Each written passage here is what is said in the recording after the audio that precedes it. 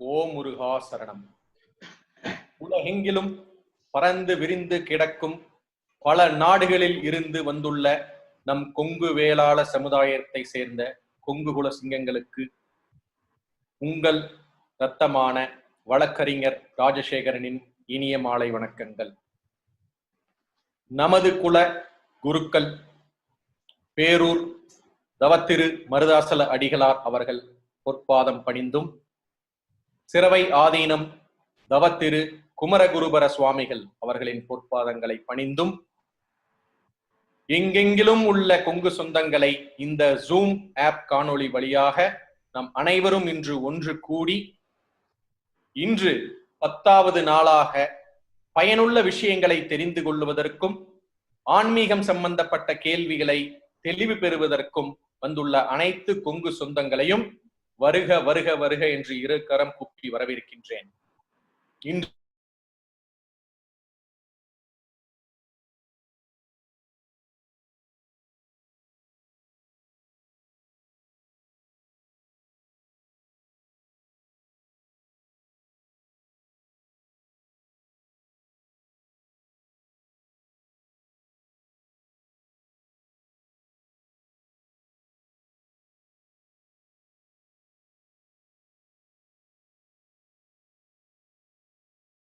Accountant திரு அழகிரி சாமி மாமா அவர்களை வருமாறு பணிவுடன் கேட்டுக்கொள்கிறேன்.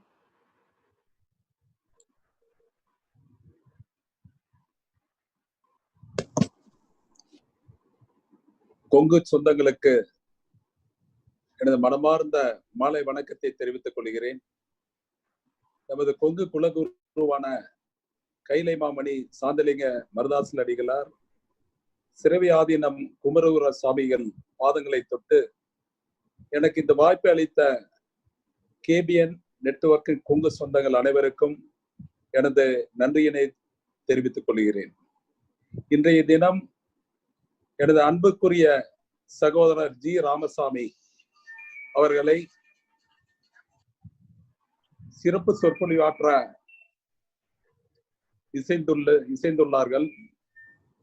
அவர்களுடைய அறிமுக உரையை சொல்வதில் நான் மிகவும் பெருமைப்படுகிறேன். ஜி ராமசாமி அவர்கள் கோயம்புத்தூருக்கு அருகில் உள்ள ஒரு சிறிய சிற்றூரில் பிறந்து ஆதிகுல செல்வனாக கீரனூர் செல்வனாகி அம்மன் குலதெய்வத்தை வணங்கி தனது பள்ளி படிப்பை செயின்ட் மைக்கேல்ஸ் ஹைஸ்கூல் முடித்து பிகாம் படிப்பை எம்ஜிஎம் காலேஜ் பொள்ளாச்சியில் பயின்று கோயம்புத்தூரில் ஒரு சிறந்த ஆடிட்டரிடம் ஆர்டிகிள்ஷிப் பயின்று 1984ஆம் வருடம் தனது பட்டய கணக்காளர் படிப்பை முடித்து தனது பட்டய கணக்காளர் தொழிலை சிறப்பாக ஆரம்பித்துள்ளார். அவருடைய கடந்து வந்த பாதைகளை சொல்வதில் நான் மிகவும் மகிழ்ச்சி அடைகிறேன். ஒரு சாதாரண விவசாய குடும்பத்திலிருந்து கோயம்புத்தூரில் இருந்து தலைநகர் டெல்லிக்கு நமது கொங்கு வேளாளர் சமூகத்தில் இருந்து முதலாக தேர்ந்தெடுக்கப்பட்ட தி பிரசிடென்ட் ஆஃப் அவர் institute of chartered accountants of India அவர்தான் முதன்மையானவர். இதுவரையில் யாருமே கிடையாது. அதே போல அவர் வகித்துள்ள பதவிகள் ஏராளம். எல்லாமே சொல்ல வேண்டும் என்றால் எனக்கு நேரம் பற்றாது. அவர் வகித்த பதவிகளில் ஒரு சிலதை நான் உங்களுக்கு என்னுடைய அறிமுக உரையில் சொல்வதில் கடமைப்பட்டுள்ளேன். He is the first president of Institute of Chartered Accountants of India, New Delhi, and since 37 years he is in the practice. கோயம்புத்தூர்ல ஆடிட்டர் தொழில் செய்து வருகிறார். He is a fellow member of the Institute of Company Secretaries of India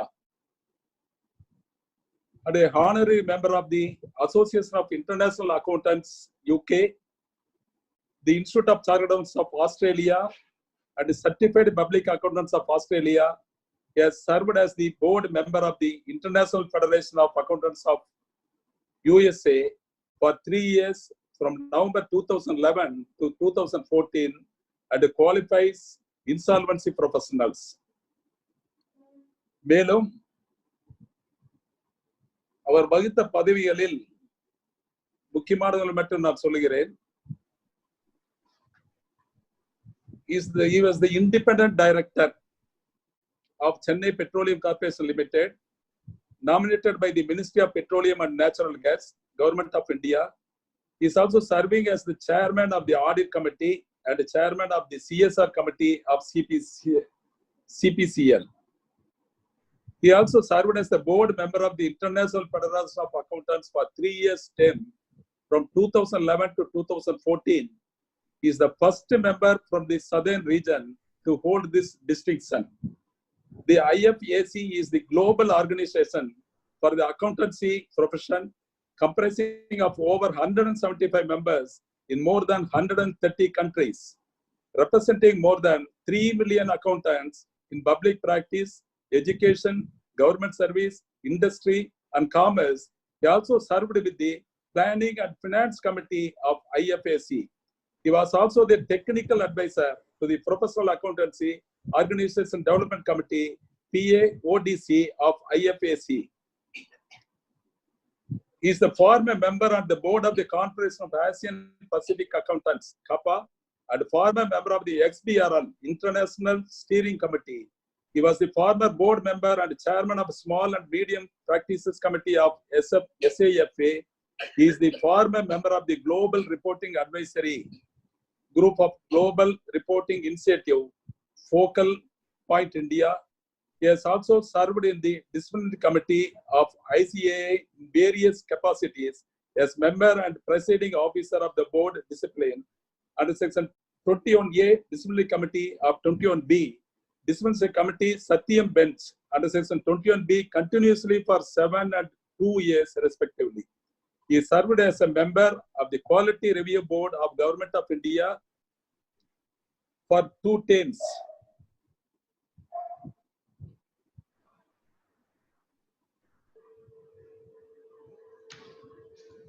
And he is a dynamic speaker with expertise on a wide range of subjects, and he is blessed with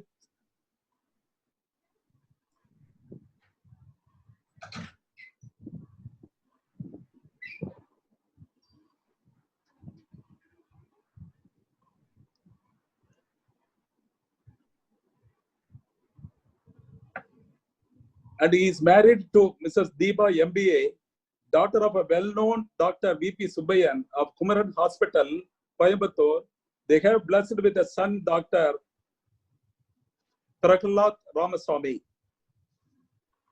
I am very, very happy to introduce our dynamic and young chartered accountant of G. Ramaswamy to our Kongu community and to the KBN network. And I thanks once again the entire team of KBN, Rajasekhar, and the president Dr.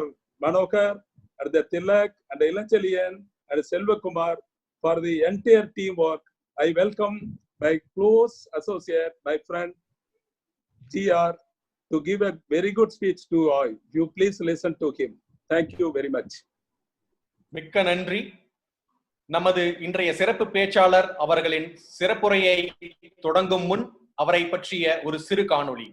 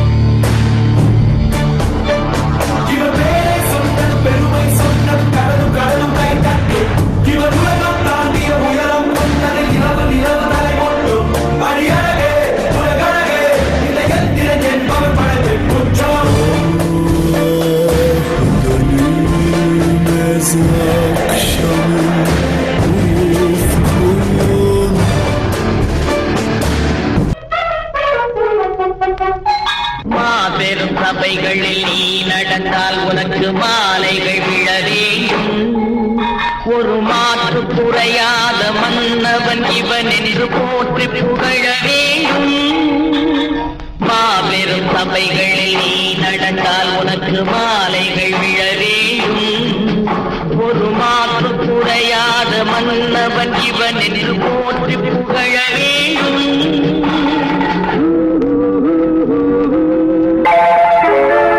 பதவி வரும் போது பணிவு வர வேண்டும், துணிவும் வர வேண்டும் தோழா. பாதை தவறாமல் பண்பு குறையாமல் பழகி வர வேண்டும் தோழா. அன்பே உன் அன்னை, அறிவே உன் தந்தை, உலகே உன் கோவில், ஒன்றே உன் தேவன். மூன்றெழுத்தில் என் மூச்சிருக்கும், அது முடிந்த பின்னாலும் சேர்த்திருக்கும். உள்ளம் என்றொரு ஊர் இருக்கும், அந்த ஊருக்குள் எனக்கு ஒரு பேர் இருக்கும். கடமை அது கடமை, கடமை அது கடமை. நாள்தோறும் இங்கு பண்டிகை, நம் வானில் வான வேடிக்கை. இதுபோல சொந்தம் தந்ததா இறைவாவா நன்றி சொல்கிறோம். உனக்கேதும் சோகம் தோன்றினா இங்கே வா இன்பம் தருகிறோம். சரவெடி போல் சேர்ந்து நாம் சிரிக்கலாம், அதிரடியாய் வாழ்ந்துதான் காட்டலாம்.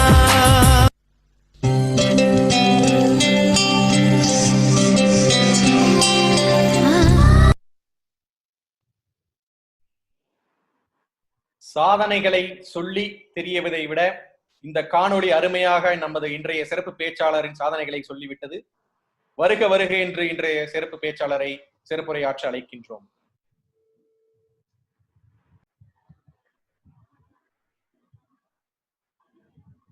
தவத்திரு சிரவை ஆதீன தவத்திரு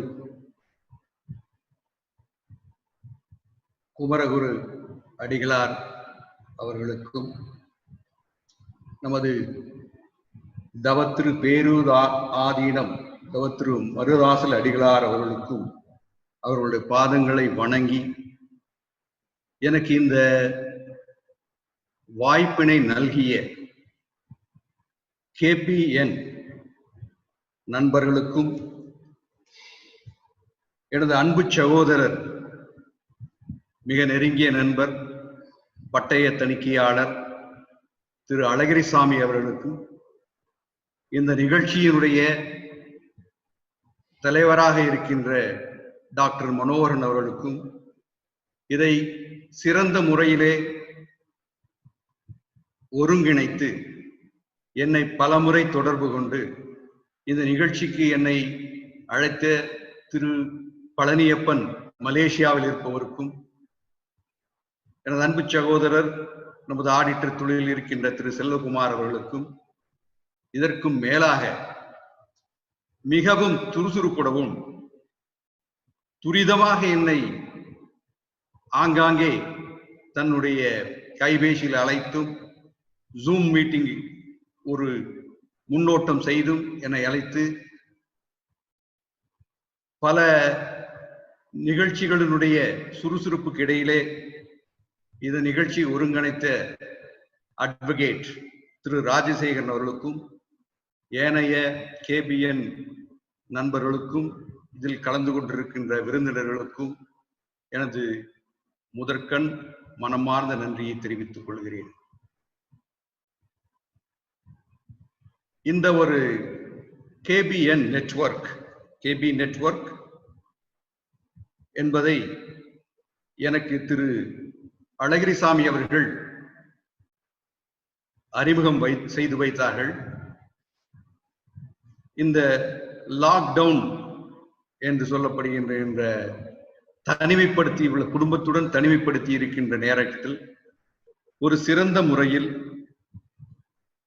அனைத்து நண்பர்களையும் ஒருங்கிணைத்து ஒரு சிறந்த முறையில் மதிப்புமிக்க பேச்சாளர்களையும் மதிப்புமிக்க தொழிலாளர்களையும் மதிப்புமிக்க தொழிற்சாலை அதிபர்களையும் கடுமையாக உழைத்து முன்னேறியவர்களையும் அழைத்து தவத்திரு ஸ்ரீ பேரூர் ஆதீன அடிகளார் தலைமையிலும் தவத்திரு சிறவை ஆதீன அடிகளார் தலைமையிலும் சிறப்பாக நடத்தி கொண்டு வருகிறார்கள். நான் திரு ரவி ஐபிஎஸ் அவர்கள் இந்த நிகழ்ச்சியில் கலந்து பேசுவதை நான் முழுமையாக பார்த்தேன். அதற்கு அடுத்து திரு சந்திரமோகன் அவர்கள் பேசியதை முழுமையாக பார்த்தேன். இதற்கு முன்னால் இதனுடைய முன்னோட்டமாக தவத்திரு அடிகளார் அவர்கள் தங்களுடைய பேச்சினை நம்முடைய பகிர்ந்து கொண்டதையும் பார்த்தேன்.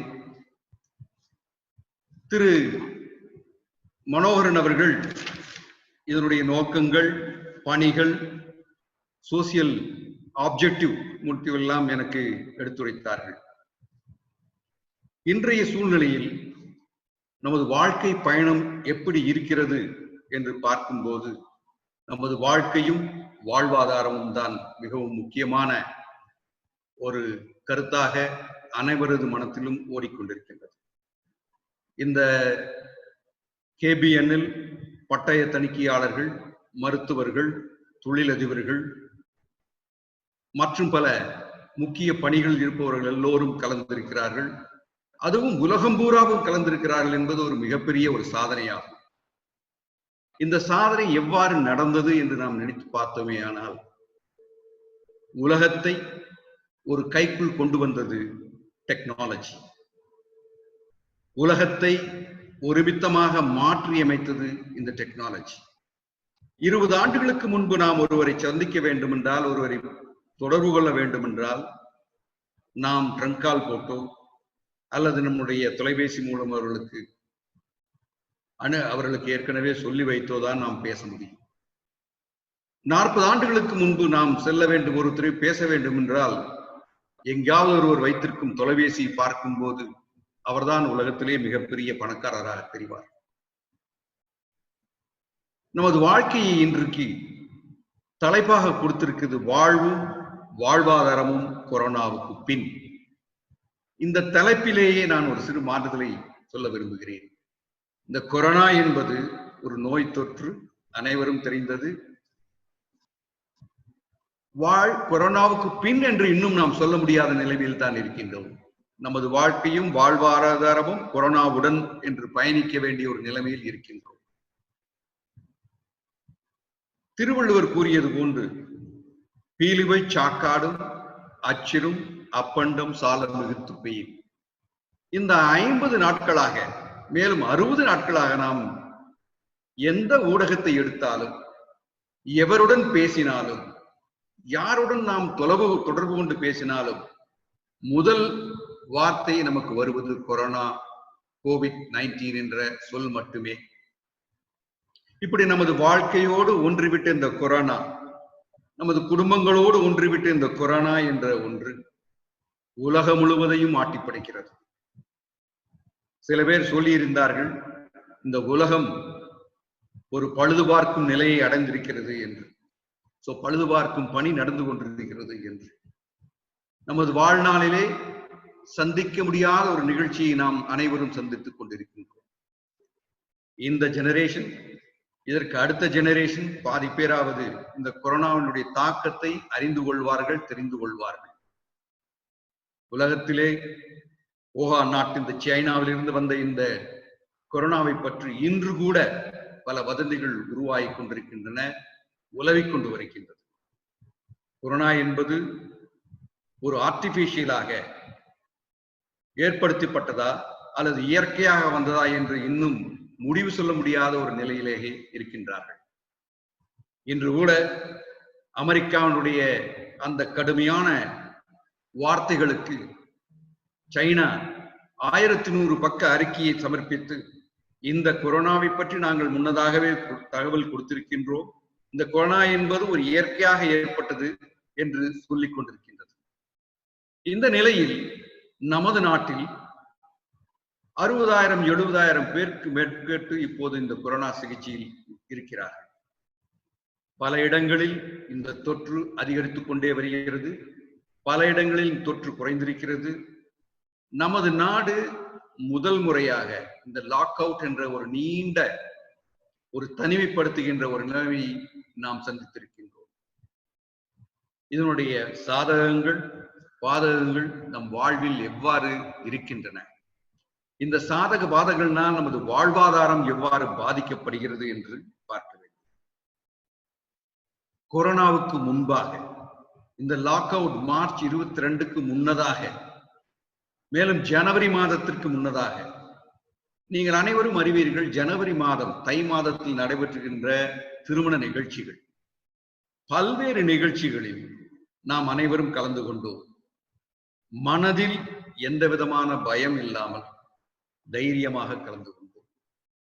அப்போது ஏற்படுகின்ற பொருளாதார விளைவுகளை நாம் சிந்தித்து பார்க்க வேண்டும். கொரோனாவுக்கு முன்பாக ஏற்படுகின்ற பொருளாதார நிலைமைகள் பொதுவாகவே இந்தியா முழுவதும் கடந்த 2 ஆண்டுகளாக பொருளாதார மந்த நிலையை நாம் சந்தித்து வந்தோம். பொருளாதார மந்த நிலையினால் பட்ஜெட் பிப்ரவரி 1ஆம் தேதி என்று தாக்கல்பட்ட அந்த பட்ஜெட் மிகவும் நுட்பமாகவும் தயங்கிய முறையிலும் தயாரிக்கப்பட்டு பல்வேறு கருத்துக்களை ஏற்றுக்கொண்டு மாற்றங்களை விரும்பி ஏற்படுத்தி இருந்தார்கள்.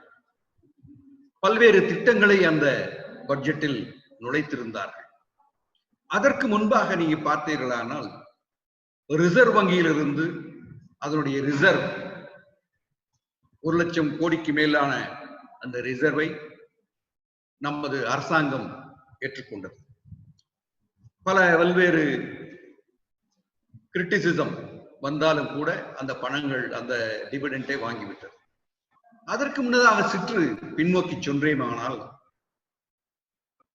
மக்களிடையே ஒரு பீதியை ஏற்படுத்தியது ஜிஎஸ்டி. 1 ஜூலை 2017 அன்று ஜிஎஸ்டியை இந்த நாட்டில் அறிமுகப்படுத்தினார்கள். அன்று முதல் இன்று வரை அந்த ஜிஎஸ்டியினுடைய தாக்கம் வெகுவாக தொழில் முனைவோர்களுக்கும் தங்களுடைய சேவைகளை செய்து கொண்டிருப்பவர்களுக்கும் ஒரு பெரும் பீதியை ஏற்படுத்தி இருந்தது. ஜிஎஸ்டி என்றது பல நேரங்களில் இந்த மாதிரி இருந்தாலும் அதனுடைய உண்மையான நோக்கம் ஒரே நாடு முழுவதும் ஒரு மாதிரியான ஒரே ஒருமுக வரியை கொண்டு வர வேண்டும், 1 நேஷன் 1 டாக்ஸ் என்ற ஒரு நல்ல ஒரு ஆத்மீகமான ஒரு முயற்சிக்காக கொண்டு வரப்பட்டது. இந்த ஜிஎஸ்டி திடீரென்று கொண்டு வருவது என்று யாரும் நினைக்க கூடாது. 1 ஜூலை என்று நாம் கொடுக்கப்பட்டாலும் இது ஒரு 10 ஆண்டுகளாக அந்த ஜிஎஸ்டியை பற்றி பல்வேறு அரசாங்கங்கள் பல்வேறு தரப்புகள் அதை எல்லாம் சிந்தித்து ஆராய்ச்சி செய்து நம்முடைய கான்ஸ்டிடியூஷன் நம்முடைய அரசியல் சாசனத்தில் மாற்றங்கள் ஏற்படுத்தி பின்புதான் இந்த சட்டத்தை கொண்டு வந்தார்கள். சிற்றுமோக்கி இன்னும் அதற்கு ஜிஎஸ்டியினுக்கு 1 வருடம் முன்னதாக சென்றேமே ஆனால் 6 மாதம் 1 வருடம் முன்னே சென்றேமானால் டிமானிட்டைசேஷன், நம்மளுடைய பணம் மதிப்பீட்டு மதிப்பிழப்பு நவம்பர் 8ஆம் தேதி அன்று நமது பாரத பிரதமர் அவர்கள் அறிவித்தார்கள். அவர்கள் அறிவித்த போது அதனுடைய நோக்கம் நாடு முழுவதும் ஒளித்து வைக்கப்பட்டிருக்கின்ற கருப்பு பணங்கள், நாடு முழுவதும் கணக்கில் காட்டாமல் இருக்கின்ற கருப்பு பணங்கள் முதலீட்டையெல்லாம் வெளியே கொண்டு வர வேண்டும். அவற்றையெல்லாம் நாம் மதிப்பிழக்க செய்யும் போது அவைகளெல்லாம் இந்த நாட்டின் வங்கி கணக்கிலே செலுத்தப்படும்.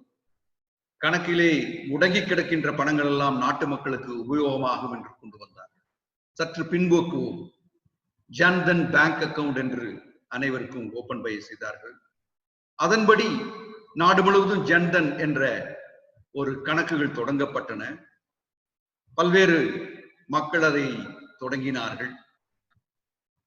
அதன் கிளையாக இந்த வெளிநாட்டில் பதுக்கி வைத்திருந்த பணங்களை எல்லாம் இந்தியாவுக்குள் கொண்டு வர வேண்டும், இந்தியாவை சுபிட்சம் பெற வைக்க வேண்டும் என்று சொன்னார்கள். அதற்கான முயற்சிகளும் நடந்து கொண்டது. இவ்வாறு இந்த 2014, 15, 16, 17 இந்த நாடுகளில் இந்த வருடங்களில் எல்லாம் பல்வேறு ரிஃபார்ம்ஸ், மாற்றங்கள் இந்த நாட்டில் நடந்து கொண்டே இருந்தன. இந்த மாற்றங்கள் சில நேரங்களில் தொழில்துறையினுடைய தாக்கங்களை ஏற்படுத்தியது, தொழில்துறையை விரிவுபடுத்தியது. ஃபாரின் டைரக்ட் இன்வெஸ்ட்மெண்ட் என்று சொல்ல வழியிலே வெளிநாட்டுகளிலிருந்து இங்கு இந்தியாவில் முதலீடு செய்பவர்களுக்கு நிறையவே இங்க வழிவகுத்து கொடுத்தார்கள். நிறைய முதலீடுகள் இந்தியாவுக்கு வந்தன. அதே போல் ஈஸ் ஆஃப் டூயிங் பிசினஸ், இந்தியாவில் தொழில் புரிவதற்கு ஒரு தகுதியான எளிமையான முயற்சியை ஏற்படுத்த வேண்டும் என்று நினைத்தார். ஈஸ் ஆஃப் டூயிங் பிசினஸ் என்ற இண்டெக்ஸ் இப்போது நாம் 63வது இடத்தில் இருந்து கொண்டிருக்கிறோம் அகில இந்திய அளவில். முன்பு மிகவும் கீழ் நிலையில் இருந்தது. இப்போது நம்முடைய ஈஸ் ஆஃப் டூயிங் பிசினஸ் என்பது மேல்நிலைக்கு வந்தது. நமது இந்திய பொருளாதாரம் 5வது பெரிய பொருளாதாரம் இந்த உலகத்தன்மையில். நம்ம இந்தியாவினுடைய பர்ச்சேசிங் பவர் என்று சொல்லக்கூடியது 3வது நிலைமையில் இருக்கின்றோம். இந்திய பொருளாதாரம் வலிமையானது, ஏற்றுக்கொள்ளக்கூடியது, எல்லா உலக மக்களும் அறிந்து கொள்ளக்கூடிய வகையிலே இந்திய பொருளாதாரம் இருக்கின்றது. இந்த இந்திய பொருளாதாரம் முன்னேற்ற பாதையில் சென்று கொண்டிருக்கும் போது வங்கிகள் பல முறை தங்களுடைய வங்கி கணக்கில் வங்கியில் வாங்கிய கடனை செலுத்த முடியாதவர்கள் மீது கடுமையான நடவடிக்கைகள் எடுத்து வந்தார்கள். அவ்வாறு கடுமையான நடவடிக்கைகள் எடுத்து வரும்போது அவர்களால் எந்த முறையிலும் இந்த சட்டங்களின் மூலமாக வரி அந்த பணங்களை எல்லாம் வசூல் பண்ண முடியவில்லை. சர்ஃபாசி ஆக்ட் என்று இருந்தது. BAFR, board of reconstructions, financial reconstruction, இந்த BAFR என்ற கம்பெனிகளுடைய வாங்கிய கடன்களை எல்லாம் அந்த போர்டில் போய் அவர்கள் செய்யலாம். இப்படி பல்வேறு முறையில் டெட் ரிகவரி ட்ரைபியூனல் அப்படின்னு சொல்லிட்டு அந்த மாதிரி எல்லாம் இந்த பல்வேறு வராக்கடன்களை வசூலிக்கும்படி கொண்டு வந்திருந்தார்கள். இதனிடையிலே அகில உலகிலேயே இருக்கின்ற புதிய சட்டங்கள் இந்த வராக்கடன்களை எல்லாம் வசூலிக்கும் முறையில் இருக்கின்ற சட்டங்கள், இந்த சட்டங்களையும் இந்தியாவில் கொண்டு வர வேண்டும் என்று ஒரு குழு அமைக்கப்பட்டு அந்த குழுவினுடைய பரிந்துரையின் பேரில் இன்சால்வென்சி அண்ட் பேங்க்ரப்சி கோட் 2016 என்று ஒரு திவால் சட்டம் என்று இந்திய நாட்டில் அறிமுகப்படுத்தது. இந்த திவால் சட்டத்தின்படி ஒரு நபர் வங்கியில் வாங்கியிருந்த கடன் 1 லட்சத்திற்கு மேலாக இருந்தாலும், அதே போன்று ஒரு நபர் ஒரு கம்பெனிக்கு சப்ளை செய்திருந்தாலோ சர்வீஸ் இருந்தாலோ அந்த கம்பெனி பணத்தை கொடுக்கவே இல்லை, அந்த சப்ளை செய்தவருக்கு இந்த மாதிரி 1 லட்சத்துக்கு மேல இருக்கக்கூடிய கொடுக்க முடியாத இருந்தாலோ அல்லது ஏமாற்றங்கள் நடந்து கொண்டிருந்தாலோ அந்த சப்ளை செய்தவர் அந்த கம்பெனி மீது கேஸ் போட்டு நடத்தி கோர்ட்ல போயிட்டு வரும்போது லேட் ஆகும். இந்த புதிய சட்டத்தின் மூலம் நேஷனல் கம்பெனி லா ட்ரைபியூனல் மூலம் அவங்க அதை கொண்டு போய் அந்த சட்டத்துல பதிவு பண்ணினாங்கன்னா நேஷனல் கம்பெனி லா ட்ரைபியூனல் வந்து இந்த இன்சால்வென்சி ப்ரொஃபஷனல்ஸ் என்று சொல்லக்கூடிய இது அட்வொகேட்ஸ் 10 வருஷம் முடிச்ச advocate, chartered accountant, company secretaries இவங்க எல்லாரும் இந்த சட்டத்துறையில படிச்சு அந்த எக்ஸாம் பாஸ் பண்ணியிருந்தாங்கன்னா அவங்களுக்கு ஆல் இன்சால்வென்சி ப்ரொஃபஷனல்னு சொல்லுவாங்க. இந்த திவாலாக சட்டத்தின் மூலம் அந்த இன்சால்வென்சி ப்ரொஃபஷனல் தற்போது ஒன்லி கார்பரேட்ஸ் கம்பெனிகளுக்கும் லிமிடெட் லைபிலிட்டிக்கு மட்டுமே இது பொருந்தும் என்று போட்டார்கள், சட்டம் இருக்கிறது. இந்த சட்டத்தை பின்னாளில் தனிப்பட்ட நபருக்கும் அமல்படுத்த வேண்டும் என்று இருக்கிறது. இவ்வாறு இந்த வாழ்நாள் இந்த 5-6 வருடங்களாக நாம் பார்த்த வாழ்க்கையில் நடந்து கொண்ட சம்பவங்கள் எல்லாம் நம்மை சுற்றி நடந்து கொண்டிருந்தவை எல்லாம் நீங்கள் எல்லாரும் அறிவீர்கள்.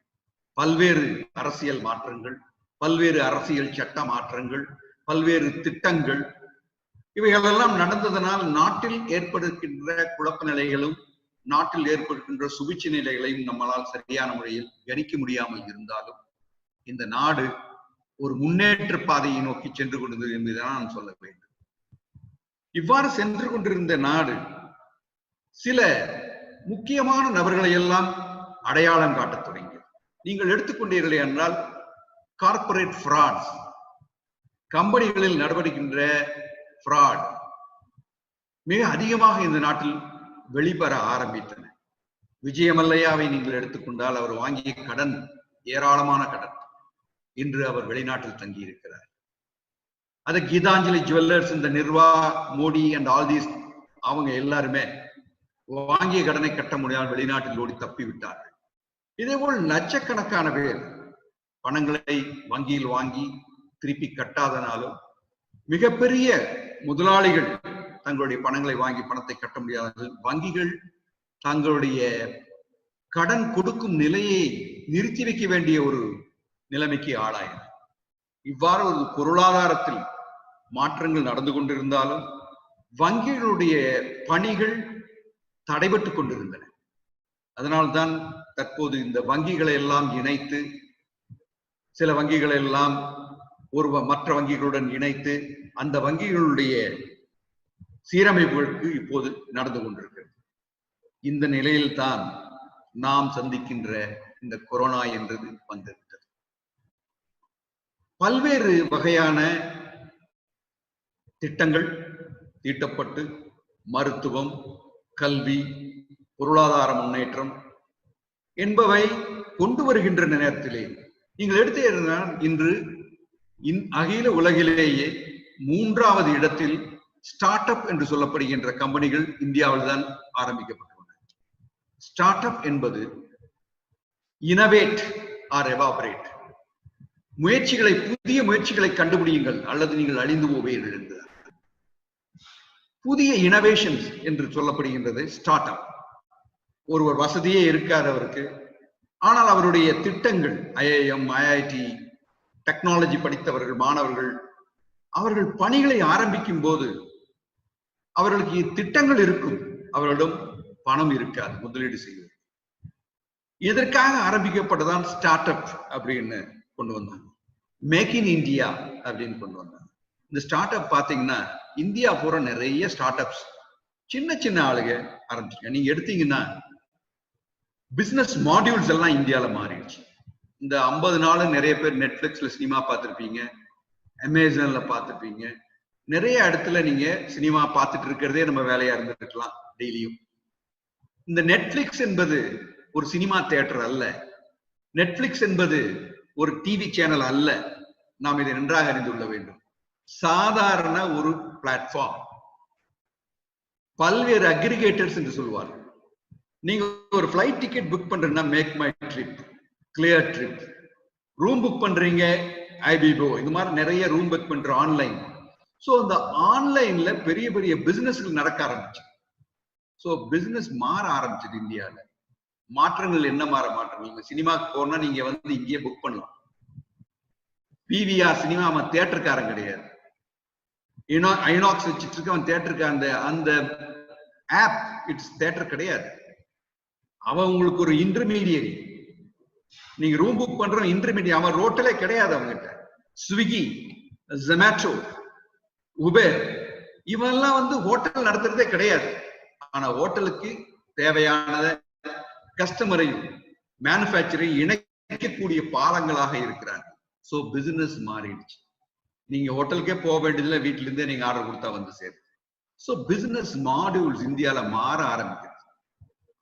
நீங்க அவ்வளவு பெரிய ஹோட்டல் கட்டி வச்சு 100 பேர் வருவான், 500 பேர் வருவான், 1000 பேர் வருவான்னு உட்கார்ந்துட்டு இருக்கிறத விட சாதாரண ஹோட்டல்ல நல்ல சுவையான தின்பண்டங்கள் சுவையான நீங்க கொடுத்தீங்கன்னா ஜொமேட்டோ அண்ட் ஸ்விக்கி வந்து நீங்க சப்ளை பண்ணிட்டே இருக்கலாம். உங்களோட பிசினஸ் இன்க்ரீஸ் ஆகிட்டே இருக்கும்.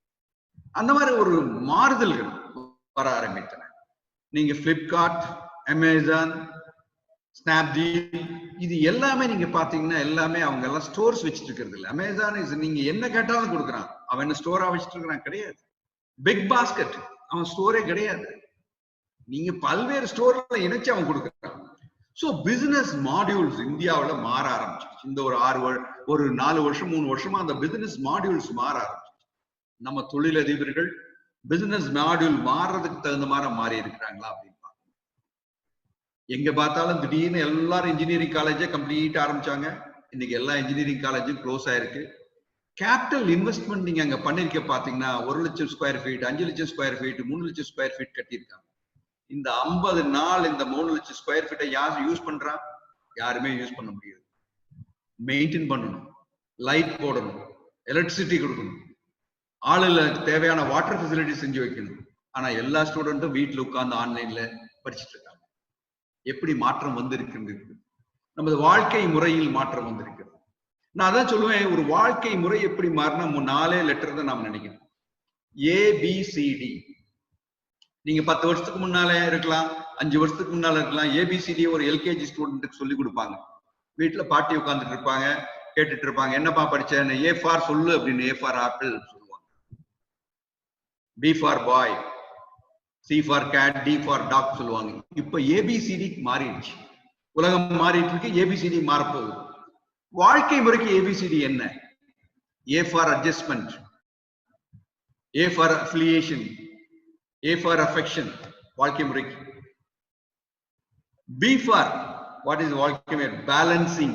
Balancing your lifestyle, balancing your all family, balancing your work. B for balance. C for commitment, C for cohesiveness, D for dedication, D for determination. D for dog, now determination. இது வாழ்க்கை முறை. வாழ்வாதாரத்தில் இது எப்படி மாறுது? வாழ்க்கையில இதெல்லாம் கண்டிப்பா வேணும். வாழ்க்கை முறைக்கு வாழ்வாதாரத்துக்கு எப்படி மாறுது நீங்க பாத்தீங்கன்னா, A for artificial intelligence. இன்னைக்கு ரோபோட் உங்களுக்கு எல்லாம் சப்ளை பண்ணுது. நீங்க எடுத்து Alexa give me a Carnatic music அப்படின்னா உடனே ஒரு பாலமுரளி கிருஷ்ணா பாடுவார். இது ஆர்டிபிஷியல் இன்டெலிஜென்ஸ். இன்னைக்கு டாக்டர்ஸ்க்கு இது வரைக்கும் டாக்டர் நேர்ல பார்த்துதான் நீங்க மருந்து வாங்கணும், நேர்ல பார்க்காம மருந்து வாங்க வருது, ஓவர் த கவுண்டர் வாங்க கூடாது. இப்போ doctors can give telemedicine. Telemedicine platforms நிறைய இருக்கு, அதுல எல்லா டாக்டரும் இருக்காங்க. உங்களுக்கு உடம்பு சரியில்லை நேரா போன் பண்ணலாம், எனக்கு இந்த மாதிரி உடம்பு சரியில்லை, காஃபா இருக்கு, தலைவலியா இருக்கு, என்ன மருந்து சாப்பிடணும்னு சொல்லிட்டு அவர் அந்த ரூல் படி பிரிஸ்கிரிப்ஷனை வாங்கி பிரிஸ்கிரிப்ஷன் என்கரேஜ் பண்ணி உங்க ரைட், நீங்க என்ன உங்க நம்பர் என்ன டாக்டர், நீங்க ரெஜிஸ்டர் பண்ணிருக்கீங்களா இல்லையான்னு கேட்டு பார்க்கலாம். ரெஜிஸ்டர் பண்ணிருக்காங்க, டக் டக் அடிச்சீங்கன்னா அந்த மெடிக்கல் கவுன்சில ரெஜிஸ்டர் ஒரு பேர் தெரியும், யாருக்கு அடிச்சிருக்காரா இல்லையான்னு தெரியும். ஓகே இவர் நல்ல டாக்டர் தான், உடனே கேட்கலான்னு கேட்பீங்க. பாப்பா நீங்க கேட்ட கன்சல்டேஷனுக்கு எவ்வளவு ஃபீஸுங்கிறது 100 ரூபாப்பா, 100 ரூபாய் இவனுடைய கூகுள் பேல போய் பேடிஎம்ல போய் என்ன போட்டா வேலை முடியும். மெடிசன் வேணும் அப்படிங்கறத டக் டக் அடிச்சீங்கன்னா மெடிசன் நீங்க பார்மசி ஆன்லைன் பார்மசி 10 நிமிஷத்துல உங்களுக்கு மெடிசன் கொண்டு கொடுத்துட்டு போயிடுவாங்க. வேற என்ன வேண்டியது இருக்கு? மெடிசன் வாங்கிட்டு நீங்க ஸ்விக்கில அன்னபூர்ணல ஃபுட் ஆர்டர் பண்ணிட்டு உட்காந்துட்டு சினிமா நெட்ஃபிளிக்ஸ் ஓபன் பண்ணா சினிமா வந்துருது, முடிஞ்சு போச்சு. பையன் ஆன்லைன்ல படிச்சுட்டு இருப்பான், புள்ள ஆன்லைன்ல படிச்சுட்டு இருக்கு, கவலைப்பட வேண்டியது இல்லை. அல்லது ரூம்குள்ள போய் ஒரு வாட்ஸ்அப் பேன்ஸ்அப் எல்லாம் இங்கே நடந்துட்டு இருக்கு. சோ வாழ்க்கை முறை மாறி இருக்கு. இதுதான் வாழ்க்கை முறை இன்றைய நிலைமை. நீங்க 50 வருஷத்துக்கு முன்னால 30-40 வருஷத்துக்கு முன்னால என்னுடைய வாழ்க்கை முறை நீங்க எடுத்து, நான் ஒரு கோவையில் அருகில் இருக்கின்ற உருமாண்டமலையம்ங்கிற ஒரு ஊர்ல பிறந்தேன். எல்லாம் விவசாயம். காலையில என்னுடைய பையை தூக்கிட்டு நான் சென்ட் மைக்கேல்ஸ் ஹைஸ்கூலுக்கு ட்ரெயினை பிடிச்சி போயிட்டு வருவேன். நான் போயிட்டு வந்தா இங்க எல்லாம் வீட்டுல இருக்கு, சாப்பாடு சாப்பிடுவோம், மாடு இருக்கும், கண்ணு இருக்கும், அங்க உள்ள போவோம், தோட்டத்துக்குள்ள பருத்தி எடுத்துட்டு இருப்பாங்க, தண்ணி கட்டிட்டு இருப்பாங்க, வேலையாள பார்த்துட்டு இருப்போம். தண்ணி இல்லைன்னா நம்ம கிணத்துக்குள்ள குளிச்சுட்டு வருவோம். அது ஒரு வாழ்க்கை முறை இருந்த முறை இன்னைக்கு யாருக்குமே இல்லையே. இன்னைக்கு ஸ்விம்மிங் பூல்ல கூட குளிக்க முடியாது யாரும், போய் அத்தனையும் க்ளோஸ் பண்ணிட்டாங்க. சோ வாழ்க்கை முறை இந்த பல ஆழமா இருந்ததை விட இந்த 10 வருஷத்துல மாறி இருக்கு. 10 வருஷத்துக்கு ஒரு தடவை உங்க வாழ்க்கை முறை மாறிட்டே இருக்கு. ஆனா இப்ப பாத்தீங்கன்னா 3 வருஷத்துக்கு இருக்க வாழ்க்கை முறை மாறுது, 2 வருஷத்துக்கு இருக்க வாழ்க்கை முறை மாறுது. சோ இந்த நிலைமையில வாழ்க்கை வாழ்வாதாரம் ABCD இது மட்டும் இருந்தாதான் வாழ்வாதாரத்தை நடத்த முடியும். தொழில் செஞ்சுட்டு இருக்கிறவங்க இன்னைக்கு ஒரு chief executive officer ITC, one of the biggest company in the country, அவன் யூனிலிவர் அது இது எல்லாத்துக்கும் டேர்ன் ஓவர் பண்ணிட்டு இருக்க அந்த சீஃப் எக்ஸிகியூட்டிவ் ஆபீசர் ஒரு ஜூம் மீட்டிங்ல சொல்றாரு, எவரி மந்த் அவர் UK போவாரு, ஃபிளைட்டை பிடிச்சி UK போய் அங்க போய் அவர் அந்த நடத்திட்டு அந்த மீட்டிங்கை முடிச்சுட்டு திருப்பி வரணும். ஸோ மாசத்துக்கு 2 மீட்டிங், 2 மாசத்துக்கு ஒரு மீட்டிங் தான் அவங்க போட முடிஞ்ச மீட்டிங். என்ன ஆச்சுன்னா ஜூம் வந்த உடனே காலையில 7 மணிக்கு எந்திரிச்சு 7 மணிக்கு எல்லாம் அவங்களுடைய சேல்ஸ் டீம் மீட்டிங், 10 மணிக்கு இந்தியாவில் இருக்கிற எக்ஸிகியூட்டிவ் மீட்டிங், 12 மணிக்கு யூகேல இருக்கிற எக்ஸிகியூட்டிவ் மீட்டிங், மத்தியானம் லஞ்ச் முடிச்சோன்னா ஈவினிங் 4 போர்ட் மீட்டிங். ஸோ ஒரே நாள் அத்தனை மீட்டிங் போட்டுறாரு. அவரோட பணம் எவ்வளவு மிச்சமாகுது, ஏர்லைன்ஸ் செலவு மிச்சம், போய் ஸ்டே பண்ற மிச்சம். வாழ்க்கை முறை மாறுகிறது, வாழ்வாதாரமும் மாறிக்கொண்டிருக்கிறது. இந்த கொரோனா வந்ததுனால நம்ம வாழ்வாதாரம் மாறுதான்னா இந்த இயற்கையை நாம நேசிக்க மறக்கிறதுனாலதான் இதெல்லாம் நடந்துட்டு இருக்க ஆரம்பிச்சிருச்சு. நான் ஒரு கொரோனால இருந்து இயற்கைக்கு போறேன். ஏன் போறேன்னா, சமீபத்தில் இந்த வனம் அமைப்பின் ஒரு அமைப்புல நான் போய் பேசிட்டு இருந்தேன். அப்போ அந்த வன அமைப்புல வந்து நிறைய மரங்களா நட்டுட்டு இருக்காங்க, ஒரு நல்ல பணி செய்து கொண்டிருக்கிறார்கள். அந்த பணிக்கு போகும்போது எனக்கு இந்த வைரமுத்து சொன்ன ஒரு வரிகளை தான் நான் நினைச்சேன். மரம் எதுக்கெல்லாம் நமக்கு வந்துட்டு இருக்கு அப்படின்னு. உண்ணக்கனி, ஒதுங்க நிழல், உடலுக்கு மருந்து, உணர்வுக்கு மருந்து, அடைய குடில், அடைக்க கதவு, அழகு வேல், ஆடத்துளி, தலைக்கு தைலம், தாளிக்க எண்ணெய், எழுத காகிதம், எரிக்க விறகு. இதுதான் எல்லாத்தையும் நமக்கு வந்து அந்த இயற்கை நமக்கு அந்த மரம் கொடுக்குது. நாம என்ன கொடுக்குறோம் மரத்துக்கு? முக்காவாசி வெட்டிடுறோம், வெட்டிதான் இதெல்லாம் பண்றோம். அதான் அவர் சொல்லியிருந்தார், மரம்தான் இத்தனையும் கொடுக்கிறது, இதை மறந்தான் மனிதன், இதனை மறந்தான் அப்படின்னு சொல்லிட்டு. சோ இயற்கைக்கு மாறாக நாம இப்போ உழைக்கிற இந்த வாழ்வாதாரம் மாற மாற, வாழ்க்கை முறை மாற மாற இந்த இயற்கையை நாம் அழிக்க ஆரம்பிச்சோம். இயற்கையை அழிக்க ஆரம்பிக்கும் போது இந்த கொரோனா வார்டு பத்தி ஒருத்தர் சொல்லியிருந்தார், மருத்துவமனையின் தாழ்வாரங்கள் மருந்து வாசனையோடு மரண வாசனையும் வீசுகிறது என்று. இன்னைக்கு இவ்வளவு பேர் 2 லட்சத்துக்கு மேல அமெரிக்கால இறந்திருக்கிறாங்க. 43 லட்சம் பேர் இந்திய மொத்த உலக அளவில் இவ்வளவு பேர் கொரோனால பாதிக்கப்பட்டிருக்கிறாங்க. இந்தியாவில் ஒரு 70,000 பேர் பாதிக்கிறாங்க, 3000 பேர் இறந்திருக்கிறாங்க. சோ இது வந்து ஒரு வாழ்க்கை முறை மாறும்போது நேச்சருக்கு எதிராக நாம போக போக நேச்சரும் தன்னுடைய பலத்தை காட்ட ஆரம்பிச்சு. சோ இந்த பொருளாதாரத்தை பார்க்கறத விட இந்த கொரோனாவுக்கு முன் நடந்த நிகழ்ச்சிகள்ல முக்கியமான ஒன்று, ஒவ்வொரு திருமண நிகழ்ச்சிகளை நீங்க பார்த்தீங்கன்னா மினிமம் 1 கோடி ரூபாய் இப்பெல்லாம் செலவு பண்ற அளவில் நடந்துட்டு இருக்கு. இந்த கொரோனா விட அதுல இப்ப நீங்க செலவு பண்றதுக்கு இது யாருக்கு? இந்த கொரோனாவினுடைய பணி மனிதனை மாற்றுகிறது, வாழ்க்கையை மாற்றுகிறது. அதே போன்று நீங்க பாத்தீங்கன்னா நாடு முழுவதும் இந்த கொரோனா வந்ததுனால வேலை வாய்ப்பு இழந்தவர்களுடைய எண்ணிக்கை அதிகமாயிட்டே இருக்கு. சிறு குறு தொழில் செய்து கொண்டிருப்பவர்கள் நலிந்து போகக்கூடிய நிலைமையை செய்து கொண்டிருக்கின்றார்கள். நாடு முழுவதும் எந்த விதமான பாகுபாடு இல்லாமல் வெளி மாநிலம் இருந்து இந்த மாநிலத்திலும், இந்த மாநிலத்தில் வெளி மாநிலத்திலும் வேலை செய்து கொண்டிருந்த தொழிலாளர்கள் இன்று வேலை வாய்ப்பு இழந்து நிற்கிறார்கள். பல்வேறு குடும்பங்கள் தங்களுடைய வசதி வாய்ப்புகளை இழந்து நிற்கின்றன.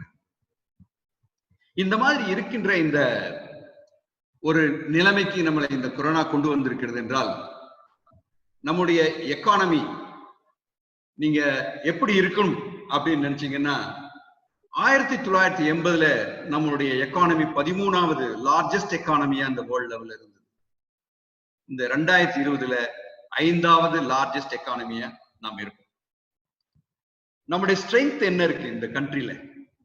நம்மளுடைய ஸ்ட்ரென்த் பாத்தீங்கன்னா younger populations of less than 29 years தான் நம்முடைய ஸ்ட்ரென்த். நிறைய நம்முடைய கன்சிடரேஷன்ல பார்த்தீங்கன்னா அவங்க தான் இருக்கிறாங்க. லிமிட்டெட் டிபெண்டன்ஸ் ஆன் இம்போர்ட் நம்ம கொஞ்சம் லிமிட்டடா தான் நம்ம டிபெண்ட் பண்ணிட்டு இருக்கோம், நிறைய பண்றது இல்லை. ஹை சேவிங் ரேட் இருக்கு, thriving democracy, very strong democracy இருக்கு.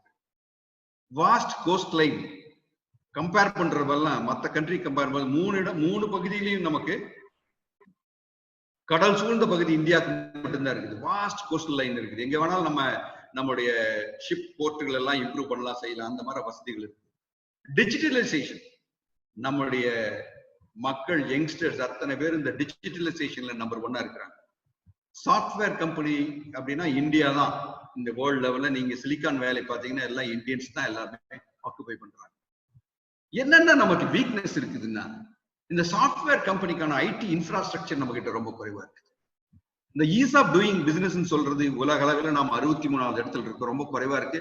மற்ற நாடுகள்லாம் நம்மளை விட ஈஸியா இருக்கு. ஒருத்தர் தொழில் ஆரம்பிக்கிறதுக்கு இந்தியாவுக்குள்ள வந்தா என்னென்ன சிரமம் படுகிறார் அப்படிங்கறதெல்லாம் உங்களுக்கு எல்லாத்துக்கும் நல்லாவே தெரியும், நான் சொல்லவே வேண்டியதில்லை. ஒரு கம்பெனி இன்னைக்கு 1000 கம்பெனி சைனால இருந்து இந்தியாவுக்கு வர்றான்னு சொல்றாங்க, வந்து ஓபன் பண்றாங்க. வர்ற வழியில பாதி பேரை வியட்நாம் போயிடுறான், பாதி பேர் சிங்கப்பூர் போயிடுறான், ஜப்பான் போயிடுறான், இந்த மாதிரி போயிடுறான், வேற இடத்துக்கு போயிடுற reason is of doing business கொஞ்சம் குறைஞ்சு. அதாவது மந்திரி வீட்டுல ஒரு பெண்ணுக்கு மசைக்க வந்தா தங்க மாங்கனி கொடுக்கணும்னு சொல்லுவாங்க. அந்த மாதிரி வைரமுத்து எழுதியிருந்தார், நான் படிச்சேன். ரிசர்ச் அண்ட் எக்ஸ்பெண்டிச்சர்ஸ் நீங்க பாத்தீங்கன்னா வேர்ல்ட் லெவல்ல ரிசர்ச்சுக்கு நிறைய செலவு பண்றாங்க. நம்ம இந்தியாவில ரிசர்ச்சே பண்றது இல்லை. இப்பதான் நம்ம சொல்றோம் கொரோனாக்கு ரிசர்ச், கொரோனா ரிசர்ச், சில கபசுர தண்ணீர் அது இது ஏதோ ஒன்று கொடுத்துட்டு இருக்கிறோம். நம்ம அது கண்டுபிடிக்க முடியலன்னா அதை பண்றோம். மற்ற கண்ட்ரி ரிசர்ச் பண்றாங்க. நீங்க பாத்தீங்கன்னா எல்லா ஃபார்மா கம்பெனி இருக்காங்க. ஹைட்ரோக்ளோரிக்ஸையும் நம்ம வந்து இந்தியா ட்ரம்ப் கேட்டாருன்னு அனுப்பிச்சுட்டு இருக்கோம். எல்லா ஃபார்மா கம்பெனியினுடைய ரிசர்ச் பேட்டன்ட் எவ்ரிதிங் வந்து அமெரிக்காக்காரங்கிட்ட இருக்கு. நம்ம மேனுஃபேக்சர் பண்றோம், சேல்ஸ் பண்றோம், எல்லாம் ப்ரொடியூஸ் பண்ணாலும் அமெரிக்காக்காரனுக்கு நம்ம வந்து பிரீமியம் அதுக்கான லைசன்ஸ் ஃபீஸ் கொடுக்க வேண்டிய நிலைமையில தான் இருக்கிறோம். இந்த மாதிரி ஒரு பொருளாதாரம். ஸ்கில் டெவலப்மெண்ட் நம்ம இந்தியாவில ரொம்ப குறைவாயிடும். இப்ப நீங்க பாத்தீங்கன்னா நிறைய பிகாம் படிச்சவங்க, பிஇ படிச்சவங்க, இவ்வளவு காலேஜஸ் இருந்து வெளியில வந்தா கூட அந்த ஸ்கில் டெவலப்மெண்ட் நம்மளால இருக்கிறது. அந்த ஸ்கில் டெவலப்மெண்ட் ஆக்டிவிட்டிஸ் ரொம்ப குறைவா இருக்கிறதுனாலதான் நம்ம யங்ஸ்டர்ஸ்னால ஃபிட் இன் பண்ண முடியாம ஒரு நிலைமையில். சோ அந்த வாழ்வாதாரத்தையும் பாத்தீங்கன்னா வாழ்வு நீங்க குவாலிஃபைடு என்ஜினியர், வாழ்வாதாரமே கிடையாது. Because you are not fit for the engineering processes. You are not fit for a skilled person for that. நீங்க ஒரு கம்பெனிக்கு போனீங்கன்னா எனக்கு டிஎம்இ படிச்ச போதும்பா, பிஇ படிச்ச வேண்டாம்னு சொல்றாங்க. ஏன்னா டிஎம்இ அவனால் பண்ண முடியும், ஸ்கில் டெவலப் பண்ணிக்கலாம். ஸோ அந்த மாதிரி ஒரு வீக்னஸஸ். இந்த வீக்னஸ்ல கூட நமக்கு என்ன ஆப்பர்ச்சுனிட்டிஸ்? இந்த கொரோனா வந்து நாம நினைக்கிற கொரோனானால எல்லா தாக்கம் ஏற்பட்டு இருக்குது. நாளைக்கு கொரோனா முடிஞ்சு லாக்டவுன் முடிஞ்சு எல்லாம் ஓபன் பண்ணா நமக்கு எதுவுமே நடக்காதுன்னு. கொரோனானால வாய்ப்புகள் அதிகமாயிருக்கு. எப்படின்னு சொன்னீங்கன்னா 50 நாள் நீங்க வீட்டுல இருந்திருக்கீங்க.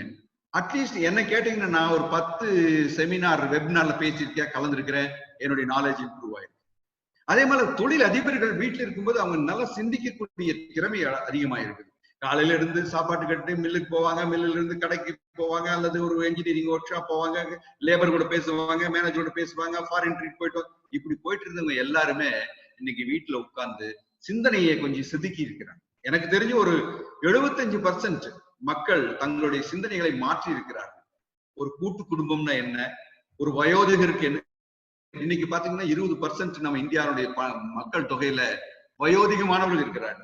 ரவி சொன்னாரு, ரொம்ப நல்லா சொன்னாரு. அது மாதிரி நிறைய வந்து ஒரு அபியூஸ்மெண்ட், ஹராஸ்மெண்ட் எல்லாம் ஃபேமிலியில வந்திருக்கு. இதெல்லாம் common. It has to be happened in that. நீங்க அது நடந்து அதெல்லாம் செட்டில்மெண்ட் வருதுதான் இப்ப வரப்போகுது. மிகவும் தெளிவா நம்ம நினைச்சோம்னா சிறந்த ஃபேமிலிகள்லாம் இப்ப நல்லா உட்கார்ந்து பேசி அவங்களுக்குள்ள இருக்கு. இதனுடைய லாக்டவுன் பீரியட்ல முக்கியமான பணிகள் எல்லாம் சில பேர் செஞ்சிருக்காங்க. அவங்க ஃபேமிலிக்குள்ள பார்ட்டிஷன்ஸ் நல்லபடியா பண்ணியிருக்காங்க. பேச்சுவார்த்தை நடந்திருக்குது.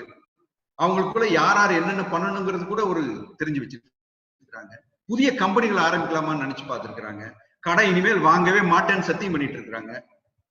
கடனே கட்ட முடியாத நிலைமையில் இருக்கிறவங்க இருந்துட்டு இருக்காங்க. ஸோ ரீஸ்ட்ரக்சரிங் என்ன பண்ணணுங்கிறது இந்த மாதிரி எல்லாம் நடந்துச்சு. So opportunities, the economic global slow எல்லாம் என்ன நினைக்கிறாங்க, அமெரிக்காவும் சரி மற்ற கண்ட்ரியும் சரி, நான் சைனா கூட நான் பிசினஸே பண்ண மாட்டேங்கிறாங்க. ஸோ அவங்களுக்கு அடுத்த ஆப்பர்ச்சுனிட்டி இந்தியா தான் ஓப்பனிங்.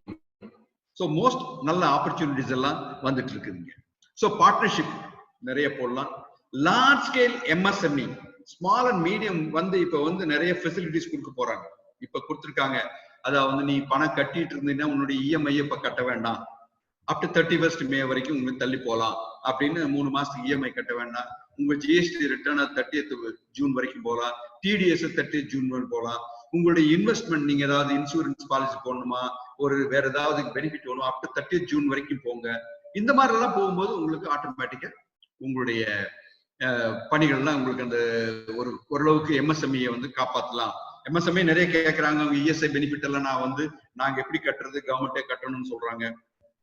ஸோ எம்எஸ்எம்இ அவங்களுடைய ஸ்ட்ரென்த் அண்ட் வீக்னஸ் இன்னைக்கு தான் தெரிஞ்சிருக்காங்க. இது வரைக்கும் ஆர்டர் வரும், ஒர்க் பண்ணுவோம், ரொட்டேட் ஆயிட்டு இருக்கும் ஃபண்ட்ஸ். ஆனா இன்னைக்குதான் அவங்களுக்கு தெரிஞ்சிருக்கு நம்ம கிட்ட என்ன ஸ்டாக் இருக்கு, அந்த ஸ்டாக்கு தகுந்த மாதிரி பேங்க்ல என்ன லோன் வாங்கியிருக்கிறோம், அந்த லோனுக்கான இன்ட்ரெஸ்ட் என்ன ஆகுது, இந்த இன்ட்ரெஸ்ட் நான் கட்டலைன்னா எவ்வளவு அக்குமுலேட் ஆகுது, டேர்ம் லோன் வாங்கி இவ்வளவு நாள் கட்டாம இருந்தா என்ன ஆயிருக்குது எனக்குங்கிறதெல்லாம் ஒரு ரீஸ்ட்ரக்சரா அவங்க ஒரு நல்ல ஒரு எம்எஸ்எம்இ நடத்திட்டு இருக்கவங்க எல்லாருமே அவங்களுடைய மைண்ட் அப்ளை பண்ணி ஒரு டாக்ஸ் கம்ப்ளைன்ஸ் என்ன பண்றது, ஒரு லேபர்களுக்கெல்லாம் என்ன கொடுக்கணும், எப்படி நம்ம இந்த கம்பெனியை வந்து பொருளாதார வீழ்ச்சியிலிருந்து காப்பாத்துறதுங்கிறதுக்கு திங்க் பண்ணிருக்காங்க. எப்படி நம்மளுடைய எக்ஸ்பெண்டிச்சர் ரிடியூஸ் பண்றது அப்படின்னு. ஸோ நீங்க பாத்தீங்கன்னா த்ரெட்ஸ் நம்மளுக்கு இந்த இந்தியாவில் இன்னைக்கு என்ன த்ரெட் இருக்குன்னு சொன்னா ரீஜனல் ஜியோ பாலிட்டிக்ஸ் சொல்றாங்க. பொலிட்டிக்கல் டென்ஷன் எங்க பார்த்தாலும், இந்த ஸ்டேட் தமிழ்நாட்டில் ஒரு political tension, West Bengal tension, Maharashtra tension, ஒரு காமன் டென்ஷன் இல்லாம ஒரு நடக்கக்கூடிய நிலைமையில நம்ம ஒரு கண்ட்ரி இல்லை. ஸோ டிஃபரெண்ட் ஸ்டேட்ல different set of people are all working. அதனால ஒரு பொலிட்டிக்கல் டென்ஷன் இருக்கனால ஒரு growth நமக்கு வந்து அஃபெக்ட் ஆயிட்டு. அஃப்கோர்ஸ் இந்த COVID-19 டெஃபினட்டா அஃபெக்ட் பண்ணிருக்குது. அடுத்தது டேட்டா செக்யூரிட்டி. நீங்க நான் சொன்ன வந்து ஏபிசிடி சொன்னேன். ஆர்டிபிஷியல் இன்டெலிஜென்ஸ் நம்ம இந்தியன்ஸ் எல்லாம் ரொம்ப ஒர்க் பண்றாங்க. ஆர்டிபிஷியல் இன்டெலிஜென்ஸ் நீங்க பாத்தீங்கன்னா கூகுள்னுடைய சிஇஓ அவர் பிச்சை சுந்தர் பிச்சை வந்து நம்ம இந்தியன் லிஸ்ட் பாத்தீங்கன்னா இந்தியா டாப் கம்பெனில எல்லாரும் இந்தியன்ஸ் தான் அதை ஆக்குபை பண்ணிட்டு இருக்காங்க.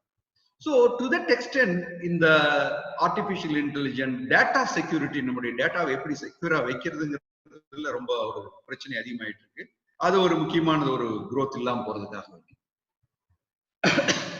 இதுல நீங்க பாத்தீங்கன்னா வெளிநாட்டுல இருந்து வர்றவங்க நம்மள எவாலுவேட் பண்றாங்க. IMF வந்து நீங்க வந்து உங்களுடைய growth 1.9% தான் வரும். மோடி சார் சொல்றான் 0.2% தான் வரும். நியூ டெவலப்மெண்ட் செக்டார்ஸ் எல்லாம் ரொம்ப வர்றதில்லை. இந்த மாதிரி ஒரு நெகட்டிவ் தாட்ஸ் வரும்போது நம்மளால ஒர்க் பண்ண முடியும். அதான் அவர் சொன்னார், ஒரு பெரிய ஒரு ஜப்பான்ல ஒரு வார் நடந்துட்டு இருக்கிற போது அதனுடைய மேஜர் ரொம்ப டிப்ரெஸா இருந்தாரு. என்னடா நம்ம இந்த வார் ஜெயிக்க மாட்டோம் போல் இருக்கு, நம்மளுடைய அவனுடைய ஆர்மி எல்லா சோல்ஜரும் ரொம்ப பயந்துக்கிறாங்க, வார்ல தோத்துருவோம், நாம போக வேண்டாம், என்ன பண்றதுன்னு தெரியுது. அவர் சொன்னார் நமக்கு எப்படி இருந்தாலும் அந்த வாரை ஜெயிச்சாதான் முடியும்னு சொல்லிட்டு வந்துட்டு எல்லா சோல்ஜரையும் கூப்பிட்டு சொன்னார், நான் வந்து இந்த வாரை பத்தி ரொம்ப திங்க் பண்ணி ஒரு முடிவு பண்ணிருக்கேன், நீங்க எல்லாரும் வாங்க அசம்பிள் பண்ணுங்கன்னு அசம்பிள் பண்ண சொன்னார். இந்த வார் டிசைட் பண்ணக்கூடியது ஒரே வழி, நமக்கு கொஞ்சம் கஷ்டம் இருக்கு, நீங்க எல்லாம் நினைக்கிறீங்க தோத்துருவோம் அப்படின்ட்டு, நான் இந்த நாணயத்தை எடுத்து சுண்டி விட போறேன், இந்த நாணயத்தினுடைய தலை விழுந்தால் போராடுவோம், நாணயத்தினுடைய பூ விழுந்துருச்சுன்னா நேரா போய் சரண்டர் ஆயிடலாம் அப்படின்னு சொன்னா ஒரு 10 நிமிஷம் எல்லாம் அமைதி ஆயிட்டாங்க. உடனே அந்த மேஜர் சொல்றாரு, நான் இந்த நாணயத்தை சுண்ட போறேன், என்ன முடிவு வருதோ நாம எல்லாரும் ஏத்துக்கலான்ட்டு நாணயத்தை சுண்டி விட்டார். தலை விழுந்தது. எல்லாரும் முகத்திலும் மகிழ்ச்சி, ஒரு மனசுல இருந்து எந்த இதுவும் இல்லாம போராடினாங்க, வெற்றி பெற்றுட்டாங்க அந்த போர்ல. அந்த வெற்றி பெற்ற அந்த சாயங்கால நேரத்துல அந்த மேஜருடைய டெப்டி மேஜர் வந்து சொன்னாரு, நீங்க நல்ல முடிவெடுத்தீங்க, இந்த நாணயம் தலை விழுந்ததுனால நம்ம தப்பிச்சோம், நம்ம நல்ல இந்த போரை வின் பண்ணிட்டோம். இப்ப மேஜர் ரொம்ப சிரிச்சுட்டு அந்த பைக்குள்ளதான் அந்த நாணயத்திற்கு எடுத்துட்டு வா அப்படின்னு சொன்னார். அந்த நாணயத்தை எடுத்து பார்த்தா 2 பக்கம் தலை இருக்கு. அது என்ன சொல்லுதுன்னா, ஒரு பாசிட்டிவ் அப்ரோச்சோட நீங்க எதை போனாலும் ஒரு சக்சஸ் கொண்டு வரலாம் அப்படின்னு சொல்லிட்டு, நீங்க ஒரு பாசிட்டிவ் அப்ரோச். நீங்க பாத்தீங்கன்னா விவசாயத்திலேயே நிறைய நாம வந்து வருத்தப்பட்டு இருந்தோம், நம்ம விவசாயம் என்ன சரியில்லை, விவசாயிகளுக்கு கொடுக்கணும், விவசாயத்துல ரொம்ப கஷ்டப்படுறாங்கன்னு. ஆனா ஒவ்வொருத்தரையும் நான் அந்த விவசாயிகள் சொல்லும் போது சொல்லுவேன், நான் நம்ம வந்து ஒரு வீரமா நிக்கணும் விவசாயின்னு சொன்னா. உழுதுண்டு வாழ்வாரே வாழ்வார், மற்றெல்லாம் தொழுதுண்டு பின் செல்வார் அப்படின்னு திருவள்ளுவர் சொன்னார் இல்லையா? அது எவ்வளவு உண்மைங்கிறது இப்பதான் நாம் செய்யறோம். விவசாயி மட்டும் வேலை செய்யவில்லை என்றால் இந்த 50 நாளைக்கு யாருக்கும் ஒண்ணுமே கிடையாது. அரசன் முதல் ஆண்டி வரை பட்டினியா தான் கிடந்திருக்கணும். அதனால உழுதுண்டு வாழ்வாரே வாழ்வார், மற்றெல்லாம் தொழுதுண்டு பின் செல்வார். அந்த மாதிரி ஒரு விவசாயத்தையும் இப்போ வந்து நம்ம நாட்டினுடைய முன்னேற்றத்திற்காக செய்தால்தான், மாற்றங்கள் செய்தால்தான் இந்த வாழ்வாதாரம் நமக்கு வெற்றியை கொடுக்கும் என்பதில் எந்த விதமான தயக்கமும் இல்லை. மேலும் நீங்க பார்த்துட்டீங்கன்னா இந்த வெளிநாடுகளிலிருந்து நம்ம கூடிய ஒரு அந்த மாதிரி மோடி, IMF இவங்கெல்லாம் நம்மளை அப்பப்ப இந்த ஃபிஞ்ச் அந்த மாதிரிலாம் நம்மளை எவாலுவேட் பண்ணிட்டே இருக்காங்க. எவாலுவேட் பண்ணி ஒவ்வொரு கொடுக்கும்போது நம்ம நாட்டுல ஒரு முயற்சியை நாம மேற்கொண்டோம்னா கண்டிப்பா நமக்கு வெற்றி கிடைக்கும். இந்தியாவில் ஒரு ட்ரேட் டிஃபிஷன் சொல்லுவாங்க, அது எப்படி இருக்குன்னு பார்க்கணும். நீங்க வெளிநாட்டிலிருந்து நாம இம்போர்ட் பண்றோம், வெளிநாட்டுக்கு எக்ஸ்போர்ட் பண்றோம். இன்னைக்கு நீங்க பாத்தீங்கன்னா இந்த COVID-19னால திருப்பூர் மாவட்டத்திலும் சரி, கரூர் மாவட்டத்திலும் சரி, ஏராளமான எக்ஸ்போர்ட் நின்று கிடக்குது. ஏராளமா எக்ஸ்போர்ட் பண்ண இடங்கள்லாம் அது எல்லாம் இறக்கி வைக்க முடியாம நிலையில் இருக்காங்க. அவங்களுக்கு எல்லாம் என்ன வாழ்வாதாரம் அப்படிங்கறத திங்க் பண்ணணும். இப்ப அரசு பல சலுகைகளை அளித்திருக்கிறார்கள். எக்ஸ்போர்ட் பண்றவங்களுக்கு சில சலுகைகள் எல்லாம் கொடுத்துட்டு இருக்காங்க. இந்த எக்ஸ்போர்ட் அண்ட் இம்போர்ட், இந்த ட்ரேட் டெபிசிட் எப்படி இந்தியாவில் இருக்குன்னு பாத்தீங்கன்னா, நமக்கு வந்து எக்ஸ்போர்ட் வந்து 265 பில்லியன் நம்ம எக்ஸ்போர்ட் பண்றோம். இம்போர்ட் வந்து 398 பில்லியன் இம்போர்ட் பண்றோம். சோ நம்ம வந்து எக்ஸ்போர்ட் பண்ற ஃபாரின் எக்ஸ்சேஞ்சை விட இம்போர்ட் பண்றது நம்ம நிறைய செலவு பண்றதுனால ட்ரேட் டெபிசிட் ஒரு 133 billion US dollars trade deficit. So இது வாழ்வாதாரத்துல நம்ம எக்ஸ்போர்ட்டை இம்ப்ரூவ் பண்ணாதான் எக்ஸ்போர்ட் கம்பெனிஸ் எல்லாம் நீங்க பாத்தீங்கன்னா alternative. What is the alternative business? இன்னைக்கு எல்லா விதமான பிபிஜின்னு சொல்றீங்க இல்லையா, PPE protective equipments for doctors manufactured at Tirupur, manufactured at Karur. So alternative business automatically we are getting it. So the more and more export நாம focus பண்ணும்போது இந்த trade deficit குறைஞ்சிடுச்சுன்னா நமக்கு நல்லபடியா இருக்கு. இப்போ வந்து இம்போர்ட்டை கண்ட்ரோல் பண்ண சொல்லி கவர்மெண்ட் சொல்ல போறாங்க. சோ நம்ம எல்லா தொழிலதிபர்களும் முதல்ல அதை பார்க்கணும். இம்போர்ட் பண்றதை எப்படி குறைச்சு நம்மளுடைய ட்ரேட் டெபிசிட்டை குறைக்கிறதுக்கு உதவி பண்ண முடியும் சொல்லி. அதே மாதிரி நீங்க பாத்தீங்கன்னா நம்மளுடைய சர்வீசஸ் எக்ஸ்போர்ட் பண்றதுக்கும் இம்போர்ட் பண்றதுக்கும் நீங்க பாத்தீங்கன்னா ரெண்டு ஆல்மோஸ்ட் ஈக்குவல். நாம எக்ஸ்போர்ட் பண்ண சர்வீசஸ் எக்ஸ்போர்ட் பண்றோம்னா இப்போ டெக்னாலஜி ஸ்டூடெண்ட்ஸ் இருக்காங்க, டெக்னாலஜி ப்ரொஃபஷனல்ஸ் இருக்காங்க, டெக்னாலஜி கம்பெனிஸ் எல்லாம் இருக்குது. நீங்க ஒரு காலத்துல இந்தியா நினைச்சும் கூட பார்க்காத அளவு வளர்ச்சி இருந்திருக்கு. நீங்க ஒரு 20 வருஷத்துக்கு முன்னால நினைச்சு பார்த்திருப்பீங்களா ஏதாவது ஒரு இந்தியன் போய் அங்க போய் ஒரு கம்பெனி ஆரம்பிக்க முடியுமா? இன்னைக்கு டெக்னாலஜி ஜெயிண்ட் இன்ஃபோசிஸ் பாத்தீங்கன்னா உலகம் பூரா கம்பெனி ஆரம்பிச்சிருக்காங்க. ஆஸ்ட்ரேலியர் மிச்சார் அவன் வந்து உலகம் பூரா ஸ்டீல் கம்பெனி நிறைய போட்டுருக்காங்க. ரிலையன்ஸ் இன்னைக்கு பாத்தீங்கன்னா ஒவ்வொரு இந்த கொரோனாவில கூட அவங்க 6700 கோடி 7000 கோடி வந்து அவங்களால ஒரு பணத்தை திரட்டக்கூடிய கெப்பாசிட்டி இருந்துச்சு. ஜியோனுடைய சில பங்குகளை வாங்கி இன்வெஸ்ட் பண்றாங்க. இந்த HDFC பங்கு திடீர்னு சைனா வாங்கிச்சு. இப்ப வந்து ஃபாரின் டைரக்ட் இன்வெஸ்ட்மெண்ட் பாலிசியில் சில மாற்றங்களை கொண்டு வந்திருக்கிறாங்க. சோ இந்த மாதிரி ஒரு opening up of an economy கண்டினியூஸா நடந்துட்டு இருக்கு. நம்ம வாழ்க்கை பாதையை நாம இப்ப தீர்மானிக்க வேண்டும். வாழ்வை தீர்மானிக்க வேண்டியது இந்த கொரோனாவுடன் வாழ வேண்டும். மருத்துவர் நமது மனோகரன் அவர்கள் நமக்கு நல்லபடியா எல்லாம் சொல்லிக் கொடுப்பார்னு நினைக்கிறேன். இந்த கொரோனாவை நாம் எடுத்துக்கொண்டால் எவ்வாறு பிரிகாஷனா இருக்கணும், எந்த முறையில் அதை தடுக்கலாம், எப்படி சோசியல் டிஸ்டன்சிங் பண்ணலாம், இதெல்லாம் படித்தவர்கள் நாம் செய்து கொண்டு இருந்தாலும் கூட சமீபத்தில் நடந்த நிகழ்ச்சிகளை பார்க்கும்போது ரொம்ப வருத்தமா இருக்கு. எங்கேயுமே சோசியல் டிஸ்டன்ஸ்ங்கிறதே கிடையாது. நம்ம வீட்டுக்குள்ளே அடைஞ்சு கிடக்கிறோம், சோசியல் டிஸ்டன்ஸ் மெயின்டைன் பண்றோம், எல்லாம் மாஸ்க் போட்டுட்டு இருக்கோம், உள்ள போகும்போது செருப்பை விட்டுட்டு போறோம், அங்கங்க கை கழுவுறோம், கால் கழுவுறோம், எல்லாம் பண்ணா கூட சில நிகழ்ச்சிகள்னால அவை எல்லாமே நம்ம எல்லாருமே பரிதவித்து போகக்கூடிய நிலைமையை அடைஞ்சிட்டு இருக்கிறோம். அது சரியான முறையில் எப்படி நடக்குங்கிறது நம்ம சொல்ல முடியாது. அதே போல இந்தியாவுக்கு நம்ம யாருக்கு மேஜரா எக்ஸ்போர்ட் பண்றோம்னு பாத்தீங்கன்னா மேக்சிமம் எக்ஸ்போர்ட் யுனைடெட் ஸ்டேட்ஸ். அடுத்த எக்ஸ்போர்ட் நீங்க பாத்தீங்கன்னா 16% எக்ஸ்போர்ட் நம்ம யுனைடெட் ஸ்டேட்ஸ்க்கு போறோம். 10% எக்ஸ்போர்ட் நம்ம வந்து UAE, துபாய், அபுதாபி அந்த மாதிரி UAE கண்ட்ரிகளுக்கு அனுப்பிச்சிட்டோம். அடுத்த மேக்சிமம் நம்ம வந்து ஹாங்காங் கொடுக்குறோம். அப்புறம் குறைவா சைனாக்கு எக்ஸ்போர்ட் பண்றோம், சிங்கப்பூருக்கு எக்ஸ்போர்ட் பண்றோம். சோ நம்மளுடைய எக்ஸ்போர்ட் கம்பெனி இஸ் மெயினா நம்மளுடைய எக்ஸ்போர்ட், நம்மளுடைய ரிசீவ் பண்ற பணம் கொடுக்குறவங்க வந்து அமெரிக்காக்காரன். நீங்க எல்லாரும் பார்த்திருப்பீங்க ட்ரம்ப் எப்படி எல்லாம் பேசிட்டு இருக்கான். ட்ரம்ப் வந்துட்டு போனா எல்லாம் பண்ணா கூட மேக்சிமம் எக்ஸ்போர்ட் பாத்தீங்கன்னா யூரோப்புக்கு போல, மேக்சிமம் எக்ஸ்போர்ட் யுனைடெட் ஸ்டேட்ஸ். அதே மாதிரி இம்போர்ட் நீங்க பாக்கணும்னா நம்மளுடைய கெப்பாசிட்டி, பில்டிங் கெப்பாசிட்டி எப்படி இருக்குன்னா எலக்ட்ரானிக் குட்ஸ் 32% நம்ம மேனுஃபேக்சர் பண்றோம், ட்ரக்ஸ் அண்ட் பார்மாசிட்டிகல் 12% பண்றோம், பெட்ரோலியம் ப்ராடக்ட் 2% தான் இருக்கு, ஆர்கானிக் வந்து 2% தான் வச்சிருக்கோம், காட்டன் யான் ஒன்லி 2%. நம்மளுடைய குரூப் எக்ஸ்போர்ட் பண்றது இவ்வளவு. அப்ப நம்ம மேஜர் எக்ஸ்போர்ட் எலக்ட்ரானிக்ஸ் குட்ஸ் நம்ம மேஜர் எக்ஸ்போர்ட் பண்றோம், அதுவும் யூஎஸ்க்கு பண்ணிட்டு இருக்கோம்.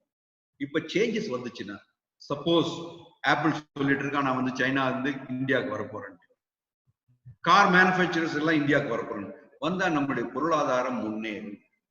எம்எஸ்எம்இஸ் டெஃபினட்டா அவங்களுக்கு ஒரு நல்ல ஒரு வாய்ப்பு இருக்கிறது.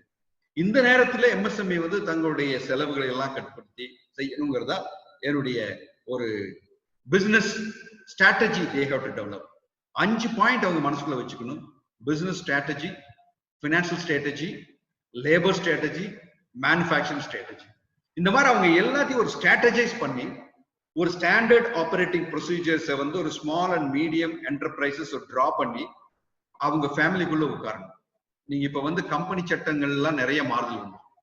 இப்ப இருக்கிறவங்க நிறைய பேர் ப்ரொப்ரேட்டரா இருக்கலாம், சின்ன கம்பெனியா இருக்கலாம். நீங்க 1% கம்பெனிங்கிற ஒரு கான்செப்ட் கூட வந்து இந்த கோவிட் வந்ததுனால நீங்க நிறைய வீட்டுல நான் பாக்குறேன் என்ஜினியரிங் படிச்ச beautifully well qualified girls after marriage சும்மா வந்து சமையல் அறையில் உட்கார்ந்துட்டு இருக்காங்க. ஏன் உட்காரணுங்க? நம்ம வாழ்வையும் வாழ்வாதாரத்தையும் நினைச்சு பாருங்களேன். இன்னைக்கு ஒரு கோல்டு மெடலிஸ்ட், இன்னைக்கு ஒரு நல்ல ஒரு first class student qualified from colleges வீட்டுக்கு மேரேஜுக்கு அப்புறம் சும்மா இருக்கிறது எவ்வளவு தப்பு? ஏன் அவங்களுக்கு வந்து நம்ம ஒரு ஆப்பர்ச்சுனிட்டி ஏற்படுத்தி கொடுக்க கூடாது? நீங்க ஒரு டெக்னாலஜி ஓரியன்டட் ஒரு கேர்ள் இருக்காங்கன்னா அவங்களுக்கு கொடுங்க. They can let her take classes. இன்னைக்கு வந்து நீட் பிஜி, நீட் ஜேஇஇ எல்லாருக்கும் நடந்துட்டு இருக்குது, ஆன்லைன் கிளாஸஸ் நடந்துட்டு இருக்கு. ஏன் அந்த கிளாஸஸை வந்து நடத்தக்கூடாது? ஒரு எஃபிஷியன்ட் கேர்ள் மேரேஜுக்கு அப்புறம் ஏன் அதை ஏர்ன் பண்ணக்கூடாது? மணி ஏர்ன் பண்ணக்கூடாது? Everything and transparent. நீங்க என்கரேஜ் பண்ணுங்க. Call your girl in your house, call your daughter in-law in your house, sister in law in your house. Ask them. எல்லாத்தையும் கூப்பிட்டு உட்கார வச்சு ஒரு கம்பெனி சட்டத்தில் இப்ப வந்து 1% கம்பெனின்னு ஒரு concept. Minimum private limited company போனா 2 பேர் வேணும், 7 பேர் வேணும் இந்த பப்ளிக் லிமிடெட் கம்பெனிஸ் ஆக்ட் படி. இப்போ 1% கான்செப்ட்னு வந்துருக்கு. ஒரு பொண்ணு வீட்டுல படிச்சுட்டு உட்கார்ந்துட்டு இருக்குன்னா அந்த பொண்ணு பேர்ல ஒரு 1% கம்பெனி போடுங்க. அழகர் சாமி சொன்னார், பண்ணி கொடுத்துருவாரு டக்குன்னு. செந்தில்குமார் வேணா பண்ணுவாரு. இந்த மாதிரி ஒரு டக்குன்னு ஒரு 1% கம்பெனி போட்டு அந்த கம்பெனியுடைய ஆப்ஜெக்டிவ் வந்து சாஃப்ட்வேர் டெவலப்மெண்ட், கம்பெனியுடைய டெவலப்மெண்ட் ஆன்லைன் கோச்சிங் கிளாஸஸ், கம்பெனியுடைய ஐடியா வந்து ஆன்லைன் பிசினஸ் மார்க்கெட்டிங் டெவலப் பண்றது. அவங்க இன்டெலிஜென்ட்டா பண்ணுவாங்க. இன்னைக்கு வந்து சார்ட்டர்ட் அக்கௌண்டன்ஸ் நீங்க பாத்தீங்கன்னா அவங்க பிசினஸே மாறிடுச்சு, மாடியூல்ஸ் மாறிடுச்சு. வீட்ல இருந்தே நாங்க ஒர்க் பண்ணலாம், வீட்ல இருந்தே இந்த கம்பெனிஸினுடைய சர்வருக்குள்ள போய் வெரிஃபை பண்ணலாம். அதற்கான ஆடிட் ரிப்போர்ட் ஆட்டோமேட்டிக்கா வரும். நான் இன்கம் டேக்ஸ் ரிட்டர்ன் ஃபைல் பண்ணணும்னு நான் வந்து வீட்ல இருந்தே பண்ணலாம். இன்கம் டேக்ஸ் ஆபீஸ்க்கு நான் போகவே வேண்டியதில்லை, ஸ்க்ரூட்டினி எல்லாம் நிறுத்திட்டாங்க. இன்கம் டேக்ஸ் ஆபீஸ்க்குள்ள நுழையவே கூடாதுன்னு சொல்லிட்டாங்க. ஆடிட்டர்ஸ் யாரும் வரக்கூடாது, கம்பெனி ஆள் வரக்கூடாதுங்க. நீங்க வீட்டில இருந்தே உங்களுடைய இன்கம் டேக்ஸ் ரிட்டர்னை ஃபைல் பண்ணலாம். வீட்டில இருந்து அவன் கொஸ்டின்ஸ் அனுப்புவான். நீங்க அசஸ்மெண்ட் சொல்லுவான், அவனுக்கு பதில கொடுக்கலாம். நீங்க உங்க பதில் இல்லைன்னா அவன் அதுக்கான ஆர்டரையும் போட்டுடுவான். அதுக்கு மேல வீட்ல இருந்தே நீங்க அப்பீல் போல அப்பீல் கமிஷனர் போய் நேர்ல போய் பார்க்கவே முடியாது, பார்க்க கூடாது, சட்டம் தான். சோ இன்டர்ஃபேஸ் இப்பதான் இந்த மாற்று artificial intelligence, block chain technology, data security, data analyticals, இதெல்லாம் தான் இப்ப ஒர்க் பண்ணுது. நீங்க பிசினஸே மாடியூல்ஸ் மாறிடுச்சு. சோ உங்க வீட்டுல ஒரு என்ஜினியரிங் படிச்சவங்களோ, ஒரு பிகாம் படிச்சவங்களோ, ஒரு தமிழ் படிச்ச ஒரு எம்ஏ தமிழ் படிச்ச ஒரு லேடி இருக்காங்க, தமிழ் கிளாஸ் அவங்க ஆன்லைன்ல எடுக்கலாம்.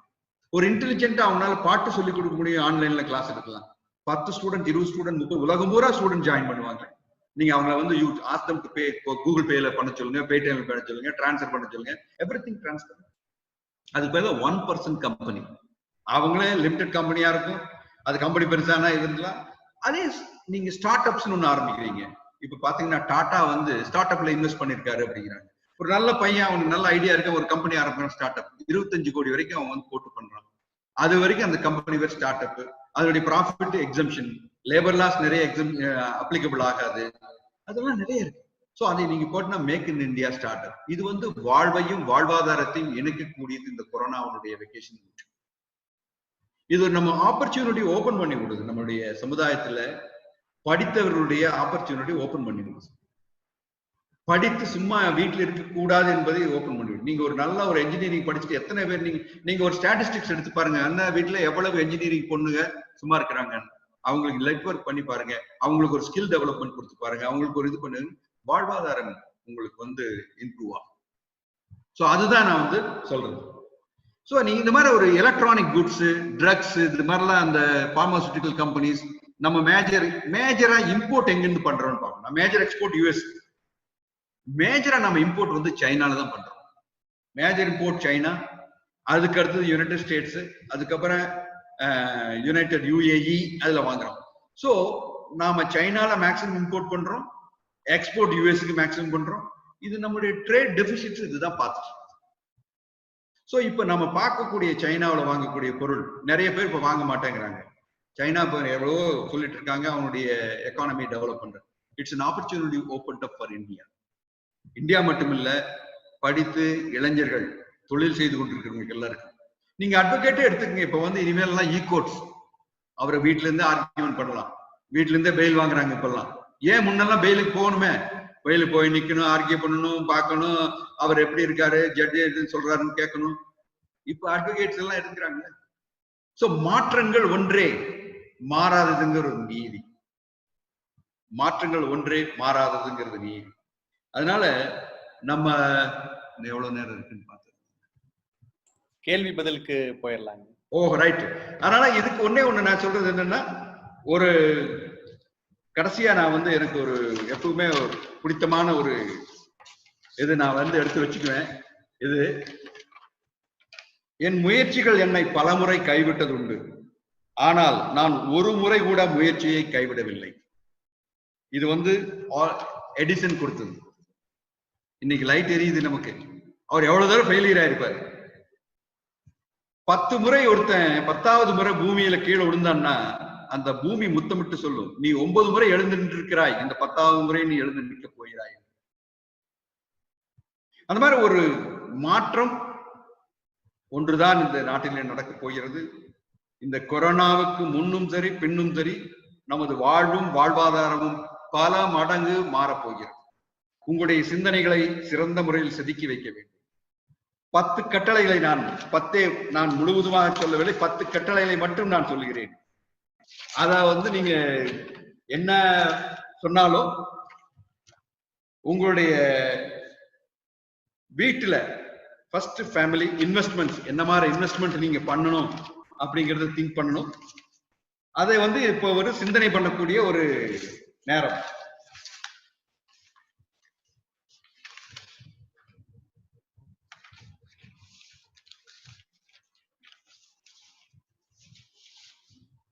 அதே போன்று நீங்க ரீஸ்ட்ரக்சரிங் ஆஃப் உங்க பிசினஸ் பண்ணக்கூடிய நேரம்.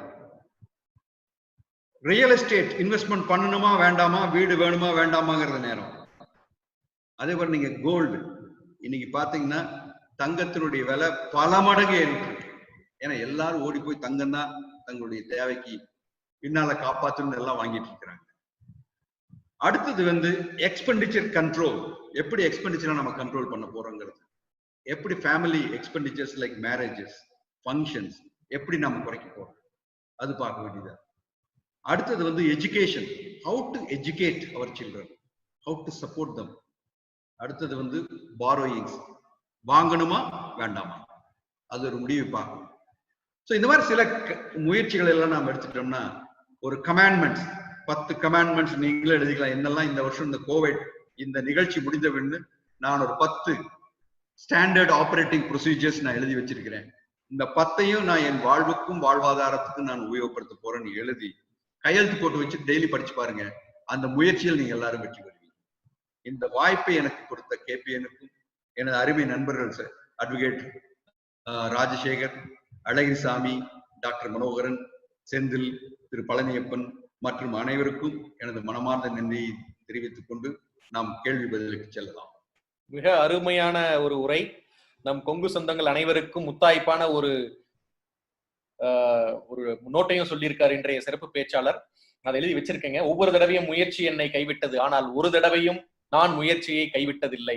நிறைய அன்பர்கள் பல கேள்விகள் கேட்டிருக்கீங்க. அந்த பல கேள்விகளுக்கும் இது ஒரு பதிலா இருக்கும்னு நினைக்கிறேன். நம்ம கேள்வி பதிலுக்கு போயிடலாங்க. இன்றைக்கு அடுத்த 10 வருடத்தில் எந்தெந்த தொழில்கள் நன்றாக இருக்கும் அப்படின்னு உங்களுடைய கணிப்பு என்ன அப்படின்னு கேட்டிருக்காங்க. அடுத்த 10 வருடத்துக்கு நீங்க பாத்தீங்கன்னா டெக்னாலஜி ஓரியன்டட். நீங்க டெக்னாலஜி இல்லாத எந்த தொழிலும் வெற்றி பெறாது. நீங்க ஒரு மருத்துவராக இருந்தாலும் டெக்னாலஜி ஓரியன்டாக இருக்க வேண்டும். நீங்கள் ஒரு வக்கீல் தொழில் செய்வரால் technology oriented, auditor technology oriented. நீங்கள் ஒரு மேனுஃபேக்சரிங் செய்தவராக இருந்தாலும் உங்களுடைய மெஷினரிகள், உங்களுடைய எக்யூப்மெண்ட்ஸ், பிளான்ட், மெஷினரி எல்லாமே ஒரு லேட்டஸ்ட் டெக்னாலஜி ஓரியன்டட் ப்ரிசிஷன் டைப்பா இருக்கிறதா தான் ஓடும், இல்லைன்னா கண்டிப்பா ஓடாது. அதே சமயத்துல மார்க்கெட்டிங் கெப்பாசிட்டி இருக்கக்கூடிய நல்ல தொழில் பண்ணுவாங்க. அருமையான ஒரு பதில் சொல்லியிருக்காருங்க அவரு. நம்ம சிறப்பு பேச்சாளர் சொன்னது முற்றிலும் உண்மை. எங்களுடைய வழக்கறிஞர் தொழிலிலே கணிப்பு பொறி எப்படி யூஸ் பண்றதுன்னு தெரியாத பல வழக்கறிஞர்கள் வந்து பெயில் போட முடியாம எங்களுடைய உதவியை நாடுறாங்க. அது முற்றிலும் உண்மை. அடுத்த கேள்வி வந்துங்க, இன்றைய சூழ்நிலையில பல வங்கிகள் திவாலாகி கொண்டிருக்கின்றன. சில வங்கிகளுடைய பெயரை சொல்லி இருக்கிறார்கள், அதை நான் இங்க தெரிவிக்க விரும்பலீங்க. அந்த மாதிரி பல வங்கிகளும் அந்த லிஸ்ட்ல இருக்கு அப்படின்னு சொல்றதுனால நம்ம அந்த மாதிரி தனியார் வங்கிகளிலேயோ நம்ம முதலீடு பண்ணி நம்மளுடைய பணம் பத்திரமாக இருக்குமா அப்படின்னு ஒரு கேள்வி கேட்டிருக்காங்க. இல்ல, வங்கிகள் எல்லா வங்கிகளும் சில பிரச்சனைகள் இருந்து கொண்டிருக்கின்றன. அனைத்து வங்கிகளும் தற்போது அரசாங்கத்தினுடைய கேரண்டியில் இருக்கிறதுனால எந்த ஒரு வங்கியும் கீழே போவதற்கு இந்த அரசாங்கம் விடாது. இந்த அரசாங்கம் இல்ல, எந்த அரசாங்கமும். பொருளாதாரத்தினுடைய முன்னேற்றத்தை காப்பாற்ற வேண்டும் என்றால் வங்கிகளை காப்பாற்ற வேண்டிய, அதற்காகத்தான் வங்கிகள் இணைப்பு செய்திருக்கிறார்கள். அனைத்து வங்கிகளும் என்ற ஸ்க்ரூட்டினில வச்சு இப்ப ரிசர்வ் பேங்க் நல்லா ஒர்க் பண்ணிட்டு இருக்காங்க. எந்த வங்கியும் கீழே போற கூட மாட்டாங்க. நீங்க எஸ் பேங்க் எடுத்தீங்கன்னா கூட அந்த எஸ் பேங்க் அப்படிங்கிற அந்த பேங்க் ஒரு பெரிய பிரச்சனை மாட்டி எல்லாம் வந்துச்சு.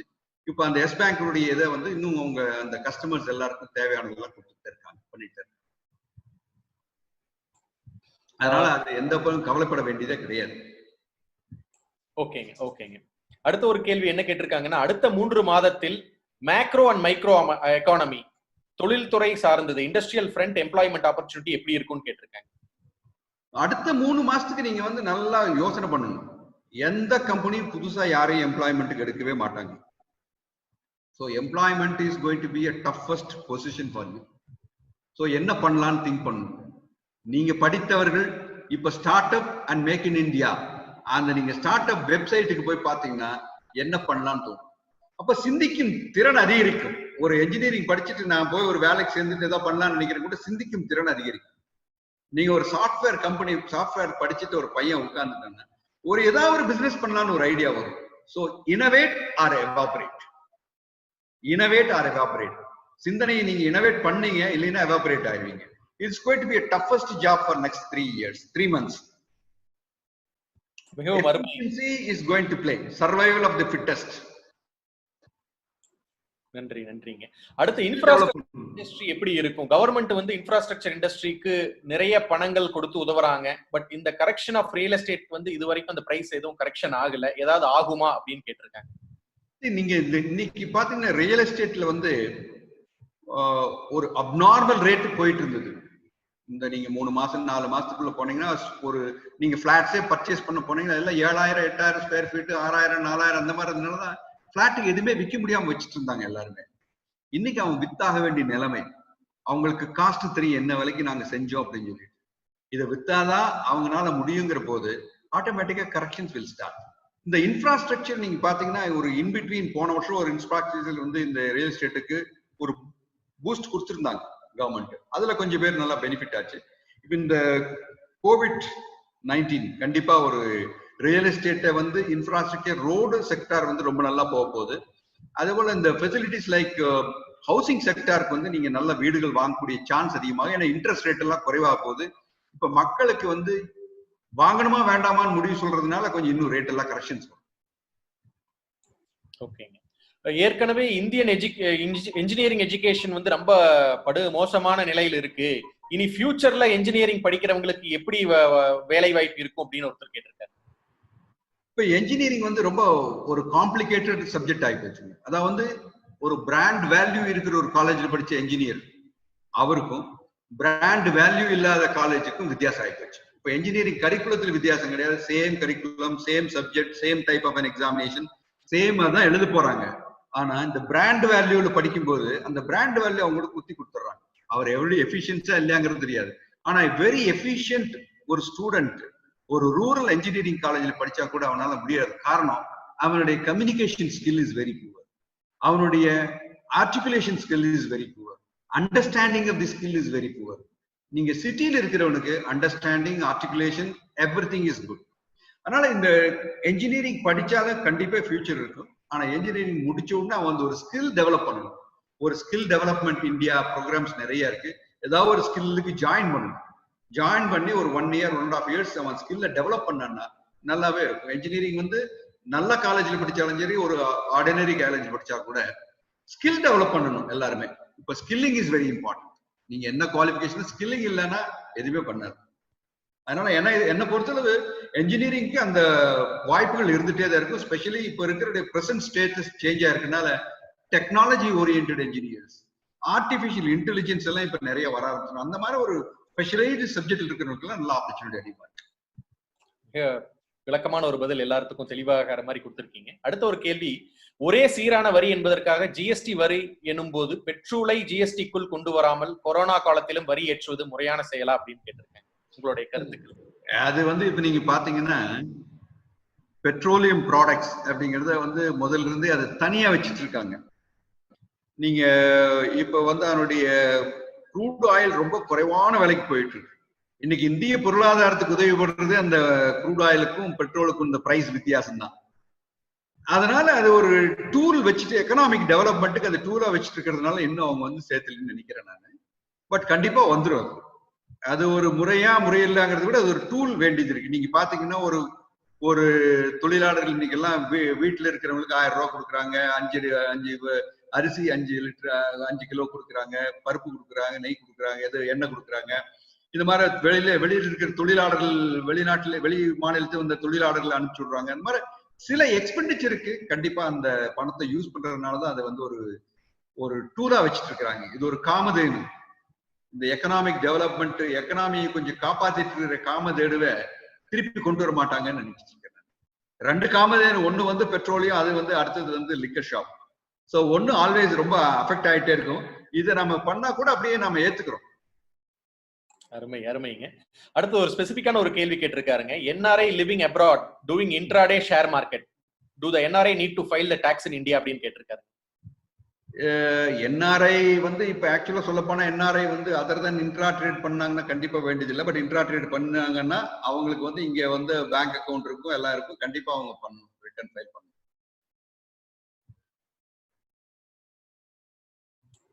அடுத்த ஒரு முக்கியமான ஒரு கேள்வி கேட்டிருக்காங்க. இந்த SIP அப்படிங்கிறது மியூச்சுவல் ஃபண்ட் இண்டஸ்ட்ரி எப்படி இருக்கும், வருங்காலத்துல ஷேர் மார்க்கெட் எப்படி இருக்கும் அப்படின்னு கேட்டிருக்காங்க. இப்ப SIP எல்லாரும் மறக்க கூடாது. SIP இப்பதான் போடணும். NAV எல்லாம் குறைஞ்சிருக்கனால உங்களுக்கு இன்வெஸ்ட்மெண்ட் ஆப்பர்ச்சுனிட்டி நிறைய கிடைக்கும். பின்னால் அது ப்ராஃபிட் வரும். SIP மட்டும் தயவு செஞ்சு நிறுத்தவே கூடாது. இது என்னுடைய பர்சனல் அட்வைஸ். ஸ்டார்ட் அப்ஸ்க்கு கவர்மெண்ட் எந்த மாதிரியான ஊக்கங்கள் கொடுக்குறாங்க, அதற்கு ஏதாவது வெப்சைட்ஸ் இருக்கா, நம்ம எப்படி பார்க்கலாம்? ஸ்டார்ட் அப் இந்தியா நீங்க வெப்சைட் போனீங்கன்னா போய் பாத்தீங்கன்னா அதுக்கு டாக்ஸ் பெனிஃபிட் 80AL இருக்கு, அந்த 7 வருஷம் டாக்ஸ் பெனிஃபிட் இருக்கு. ஆஞ்சல் டாக்ஸ் சொல்லிட்டு நீங்க நல்ல ஸ்டார்ட் அப் ஆனா ஆஞ்சல் இன்வெஸ்டர்ஸ் சொல்லி இருக்காங்க. அவங்க இன்வெஸ்ட்மெண்ட் பண்ணுவாங்க. ஃபார் எக்ஸாம்பிள் நீங்க ஒரு ஸ்டார்ட் அப் ஆரம்பிச்சு நடத்திட்டு இருக்கீங்க, நல்ல ஒரு ப்ராடக்ட் போயிட்டு இருக்குன்னா உங்ககிட்ட பணம் இல்லைன்னா அந்த ஏஞ்சல் இன்வெஸ்டர்ஸ் அப்ரோச் பண்ணா 10 ரூபா ஷேர் அவன் 50 ரூபா கொடுத்து கூட வாங்கிக்குவாங்க. ஸோ அந்த மோர் இன்வெஸ்ட்மெண்ட் உள்ளவர் அந்த 40 ரூபாய்க்கு அந்த டிஃபரன்ஸுக்கு முன்னெல்லாம் டாக்ஸ் போட்டுட்டு இருந்தாங்க. இப்போ அந்த டாக்ஸ் இன்கம் டாக்ஸ் போடக்கூடாதுன்னு சொல்லிட்டு அந்த 25 கோடி ரூபாய் வரைக்கும் இருக்கு இந்த ஷேர் கேபிட்டல் இன்வெஸ்ட்மெண்ட்டுக்கு இருக்கக்கூடிய ஸ்டார்ட் அப்ஸ்க்கு அந்த டாக்ஸ் பெனிஃபிட்ஸ் எல்லாம் கொடுத்துருக்காங்க. அதனால ஸ்டார்ட் அப்ஸ்ங்கிறது நீங்க போய் ரெஜிஸ்டர் பண்ணணும். அது ஈஸியா இருக்கு. நீங்க வெப்சைட்ல போனீங்கன்னா இந்தியன் வெப்சைட்ல போனா 220 300 ஸ்டார்ட் அப்ஸ் கோயம்புத்தூர்ல இருக்கு. இந்தியால வேர்ல்ட் லெவல்ல தேர்ட் லார்ஜஸ்ட் ஸ்டார்ட் அப்ஸ் இந்தியாவில் தான் இருக்கு. நிறைய இன்னோவேட்டிவா திங்க் பண்ணக்கூடிய இளம் விஞ்ஞானிகள், இளம் என்ஜினியர்கள், அவங்களுக்கெல்லாம் ஸ்டார்ட் அப் ரொம்ப யூஸ்ஃபுல்லா இருக்கு. அதுக்கு ஒரு இன்குபேட்டர்ஸ் இருக்கு, அங்க போய் ரெஜிஸ்டர் பண்ணணும். பண்ணா நீங்க நிறைய பேர் தொழில் ஆரம்பிக்கலாம். இந்த ரத்தன் டாடா நீங்க பண்ணிருக்காருன்னா அந்த மாதிரி நிறைய ஏஞ்சல் இன்வெஸ்டர்ஸ் பேர், அவங்க பேரெல்லாம் venture capital investors, angel investors. நீங்க பாத்தீங்கன்னா ஒருத்தர் திடீர்னு போய் குடிச்சிருக்காரு, ஒரு 500 ஹோட்டல்ஸ் 500 பெட் குடிச்சிருக்காரு, ஒரு பிளாட்ஸ் பிடிச்சி ஒரு சர்வீஸ் அபார்ட்மெண்ட்ஸ் போட்டிருக்காரு. அவர் ஒரு ஏஞ்சல் இன்வெஸ்டர்ஸ் போடுறாங்க, பணம் போடுறாங்க. இந்த மாதிரிலாம் நடந்துச்சு. ஸோ இந்த இன்வெஸ்ட்மெண்ட் உங்களுக்கு ஒரு நல்ல ஒரு இனோவேட்டிவா திங்க் பண்ணி ஏதாவது ஒன்று ஆரம்பிச்சாங்கன்னா அவங்களுக்கு ஒரு பாருங்க, இப்போ ஒரு டெலிமெடிசன் ஒருத்தர் கண்டுபிடிச்சாருன்னா அவருக்கு கண்டுபிடிச்சிருப்பாரு. அவரோட பணம் ஒரு 50,000 தான் இருக்கும், 1 லட்சம் தான் இருக்கும், போட்டு கண்டுபிடிச்சிருப்பாரு. அதை ப்ரமோட் பண்ணும்போது பேங்க் லோன் கொடுக்குறாங்க, ஈஸி லோன் வருது. அதை தெரிஞ்சா இன்னொரு ஏஞ்சல் இன்வெஸ்டர்ஸ் சொல்லி அந்த குரூப் இருப்பாங்க, அவங்க இன்வெஸ்ட் பண்றாங்க. ஸோ 10 ரூபா ஷேர், 50 ரூபா ஷேர், 100 ரூபா ஷேர் கொடுத்து வாங்குவாங்க, பிரீமியம் வரும் உங்களுக்கு. ஸோ சடார்னு பிக்கப் ஆகும். அதனால innovative and innovate or evaporate. Start is very good. Okay, கடைசியாக 2 கேள்விகள்ங்க. இந்த ஒரு கேள்வி NRI பத்தி கேட்டிருக்காங்க. NRI நார்மல் சேவிங்ஸ் அக்கௌண்ட்டும் NRI அக்கௌண்ட்டும் இரண்டுமே வைத்துக் கொள்வதில் ஏதாவது பிரச்சனைகள் உள்ளதா அப்படின்னு கேட்டு. இல்ல, NRI வச்சுக்கலாம், ஒண்ணுமே கிடையாது. அடுத்த ஒரு நீங்க என்ஆர்ஐ டெபாசிட் இந்தியன் மணி ஏதாவது போட்டு வச்சுன்னா அதுல ஏதாவது இன்கம் வந்தா டாக்ஸ் கட்டணும். இந்தியாவிலிருந்து எந்த ஃபுட் இண்டஸ்ட்ரி வெளிநாடுகள்ல டிமாண்டா இருக்கு, அதை நம்ம எக்ஸ்போர்ட் பண்றதுக்கு எந்த விதமான ஊக்கங்கள் இருக்கு அப்படின்னு கேட்டிருக்காங்க. அது ஆக்சுவலா அதை வந்து சொல்லவே முடியாதுங்க. இந்தியாவில வந்து நீங்க பெரிய பெரிய கம்பெனிங்க, நீங்க எம்டிஆர் எடுத்துக்கங்க, அவங்க எல்லாம் வந்து நிறைய எக்ஸ்போர்ட் பண்ணிட்டு இருக்காங்க. நிறைய கம்பெனிஸ்ல வந்து ஃபுட் ஆர்டிகல்ஸ் எக்ஸ்போர்ட் பண்றாங்க வித் லாட் ஆஃப் ரெஸ்ட்ரிக்ஷன்ஸ். அது தே ஹேவ் டு என்கொயர். அது எப்படின்னு சொல்ல முடியும், என்னதான் இண்டஸ்ட்ரின்னு சொல்ல முடியாது. சரிங்க. இதுல இன்னொரு முக்கியமான ஒரு கேள்வி கேட்டிருக்காங்க. டெக்ஸ்டைல் ஃபீல்டு ஸ்டார்ட் அப் பிசினஸுக்கும் கவர்மெண்ட் ஏதாவது நார்மல் ஸ்டார்ட் அப் பிசினஸ் உண்டான ஊக்கங்கள் கொடுக்குறாங்களா அப்படின்னு கேட்டிருக்காங்க. டெக்ஸ்டைல் ஃபீல்ட்ல ஸ்பெஷலைஸ்ட் ஏதாவது டெக்ஸ்டைல்ஸ் பண்ணலாமே, நிறைய பேர் பண்றாங்க. டெக்னிக்கல் டெக்ஸ்டைல்ஸ்னு சொல்லிட்டு எல்லாம் பண்றாங்க. ஈவன் ஃபார் இப்போ நீங்க வந்து பாத்தீங்கன்னா இப்போ மெடிசினல் வேல்யூ மேபி ஆன மெடிக்கல் டெக்ஸ்டைல்ஸ் ஏதாவது இருக்கலாம், அது மாதிரி பண்ணலாம். நீங்க அதெல்லாம் ஸ்டார்ட் அப்ல ரெஜிஸ்டர் பண்ணிக்கலாம். ஓகே. ஒரு நன்றிங்க. ஒரு மிக முக்கியமான கேள்வி, பல பேர் இந்த கேள்வி கேட்டிருக்காங்க. அந்த கேள்விக்கு உண்டான பதிலை இன்றைய சிறப்பு பேச்சாளர் 1 நிமிடம் கழித்துதான் அதற்கு பதில் சொல்லுவார். அந்த கேள்வி என்ன அப்படின்னா, நிறைய ஸ்டார்ட் அப் ஆக இருந்தாலும் சரி, புதிய தொழில் தொடங்குபவர்கள் வேறு தொழில இருந்தா புதுசா ஸ்டார்ட் பண்ணாலும் சரி, விமன் ஆண்டர்பிரனர்ஸ்க்கு கவர்மெண்ட் ஸ்பெஷலான ப்ரொவிஷன் கொடுக்குறாங்க அப்படிங்கிற மாதிரி சொல்றாங்க. அந்த விமன் ஆண்டர்பிரனர்ஸுக்கு, பெண் தொழில் முனைவோர்களுக்கு ஏதாவது சிறப்பு சலுகைகள் உண்டா என்று கேட்டிருக்காரு. இல்ல, நிறைய பேங்க்ஸ் எல்லாம் வந்து இப்போ லோன் வந்து விமன் என்டர்பிரனர்ஸ் நிறைய கொடுத்துட்டு இருக்காங்க. அதுல இன்ட்ரெஸ்ட் கன்செஷன்ஸ் இருக்கு. அந்த முத்ரா லோன் இது மாதிரி நிறைய லோன்ஸ் எல்லாம் வந்து நீங்க உடனே வந்து விமன் போய் வாங்கிக்கலாம். அதனால எல்லா பேங்க்லயும் அந்த விமன் என்டர்பிரனர்ஸ்க்கு டெஃபினட்டா லோனுக்கு ஒரு கன்செஷனல் ரேட் இருக்கு. மேபி அது வந்து செக்யூரிட்டி கூட அவங்க வந்து ரெடியூஸ்டு செக்யூரிட்டியில கொடுத்துட்டு இருக்காங்க. அடுத்து பார்த்தா விமன் என்டர்பிரினர்ஸ் நீங்க பாத்தீங்கன்னா நல்ல குவாலிஃபைடு விமன் என்டர்பிரினர்ஸ் எல்லாம் இந்த கம்பெனி சட்டங்கள் படி லிஸ்டட் கம்பெனிஸ் எல்லாமே ஒரு விமன் டைரக்டர் போட்டாகணும்னு ஒரு சட்டம் இருக்கு. இப்ப பார்த்தா விமன் டைரக்டரே எங்கேயுமே கிடைக்கிறது இல்லை. நல்ல விமன் டைரக்டர்ஸ் இருந்தாங்கன்னா மினிஸ்ட்ரி ஆஃப் கார்பரேட் அஃபேர்ஸ்ல இந்த அவங்க ஒரு எக்ஸாம் வச்சுட்டு இருக்காங்க. அதை படிச்சுட்டு பாஸ் பண்ணி வச்சுட்டாங்கன்னா ஆட்டோமேட்டிக்கா அந்த டேட்டா பேஸ்ல இருந்து விமன் என்டர்பிரினர்ஸ் வந்து அந்த கம்பெனிகள்ல கம்பல்சரி டைரக்டர்ஸ் தான் போடுறாங்க. டைரக்டர்ஸ் அவங்க வந்து நல்லா வெல் குவாலிஃபைடு ஆடிட் கமிட்டியில போடுறாங்க, எக்ஸிகூட்டிவ் கமிட்டிஸ்ல போடுறாங்க, maybe on certain remuneration committees. அவங்க சிட்டிங் ஃபீஸ் அபவ் 1,50,000 அந்த மாதிரி கொடுக்குறாங்க. நல்ல ஒரு விமன் என்டர்பிரினரா இருந்து நல்ல எஃபிஷியன்டா ஹெல்ப் பண்ணாங்கன்னா அந்த கம்பெனிக்கு there will be a greater opportunity for women entrepreneur. அது நீங்க பாத்தீங்கன்னா இந்த லிஸ்டட் கம்பெனிஸ்ல வந்துட்டு இருக்கு. மிகவும் அருமையான ஒரு சிறப்பு பேச்சு. அவர்கள் வாழ்நாளில் அவர்கள் சாதித்ததையும் அவர்களுடைய அனுபவத்தையும் நமது கொங்கு சொந்தங்கள் அனைவருக்கும் உலகில் இருந்து பல நாடுகளில் இருந்து நமது கொங்கு சொந்தங்கள் கேட்ட கேள்விகளுக்கு அருமையான ஒரு விளக்கங்களை கொடுத்த இன்றைய சிறப்பு பேச்சாளர் அவர்களுக்கு நன்றியுரை வழங்க நமது சார்ட்டர்ட் அக்கௌண்டன்ட் கேபிஎன் குழுமத்தை சேர்ந்த செல்வகுமார் அவர்களை. அதற்கு முன்னால ஒரு சின்ன விளக்கம் சொல்லுங்க. அதாவது நான் என்ன சொற்பொழிவுகள் என்ன நிகழ்ச்சிகள் என்ன படித்தாலும் கூட அனுபவம் என்பது ரொம்ப முக்கியமானது. நீங்க பாத்தீங்கன்னா ஒரு எக்கனாமிஸ்டும் ஒரு பொருளாதார மேதையும் ஒரு நிதி சம்பந்தமான மேதை 2 பேரும் ஒரு கான்ஃபரன்ஸ் இந்த மாதிரி முடிச்சுட்டு வெளியில போயிட்டு இருக்காங்க. அவங்க வந்து ஒரு வெளியில வந்து ஒரு ஆத்த கடந்து போகணும்.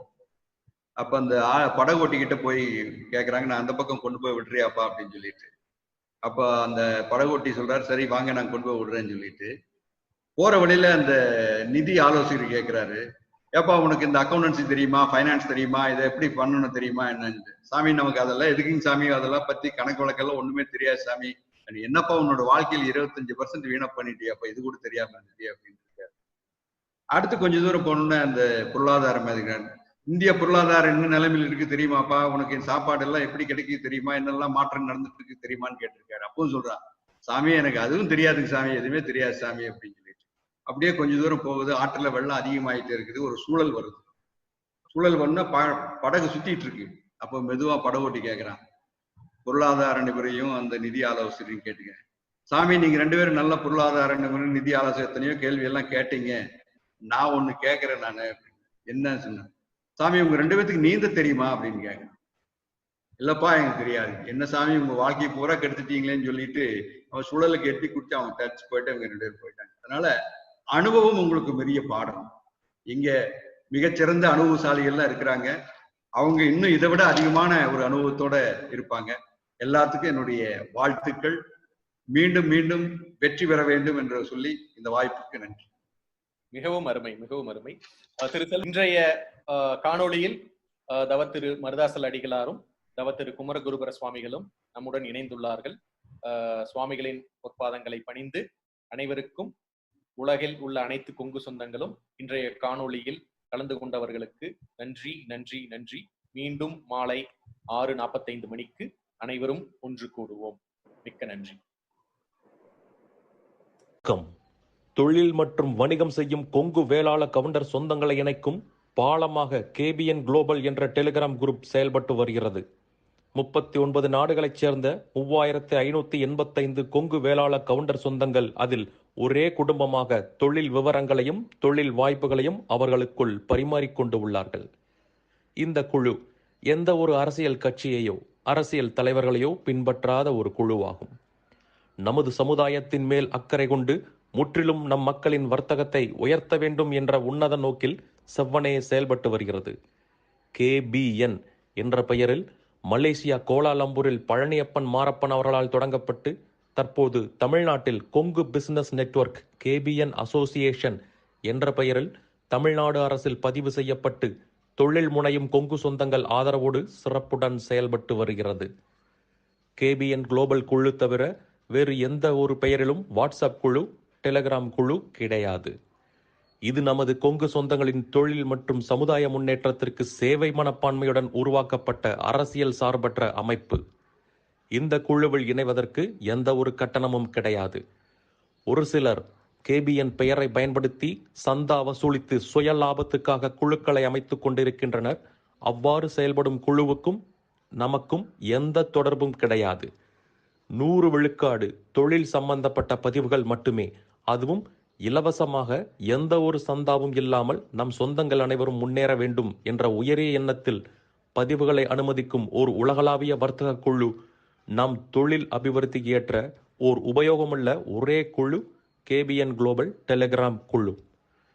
சொந்தங்களுக்கு இது குறித்து சந்தேகங்கள் இருந்தால் +60 13299144 +6 0 13 2999144 என்ற அலைபேசி எண்ணில் வாட்ஸ்அப் குறுஞ்செய்தி அனுப்பலாம். நன்றிகளுடன் மலேசியா பழனியப்பன் மாரப்பன் அவர்கள் சார்பாக செழியன் குமாரசாமி.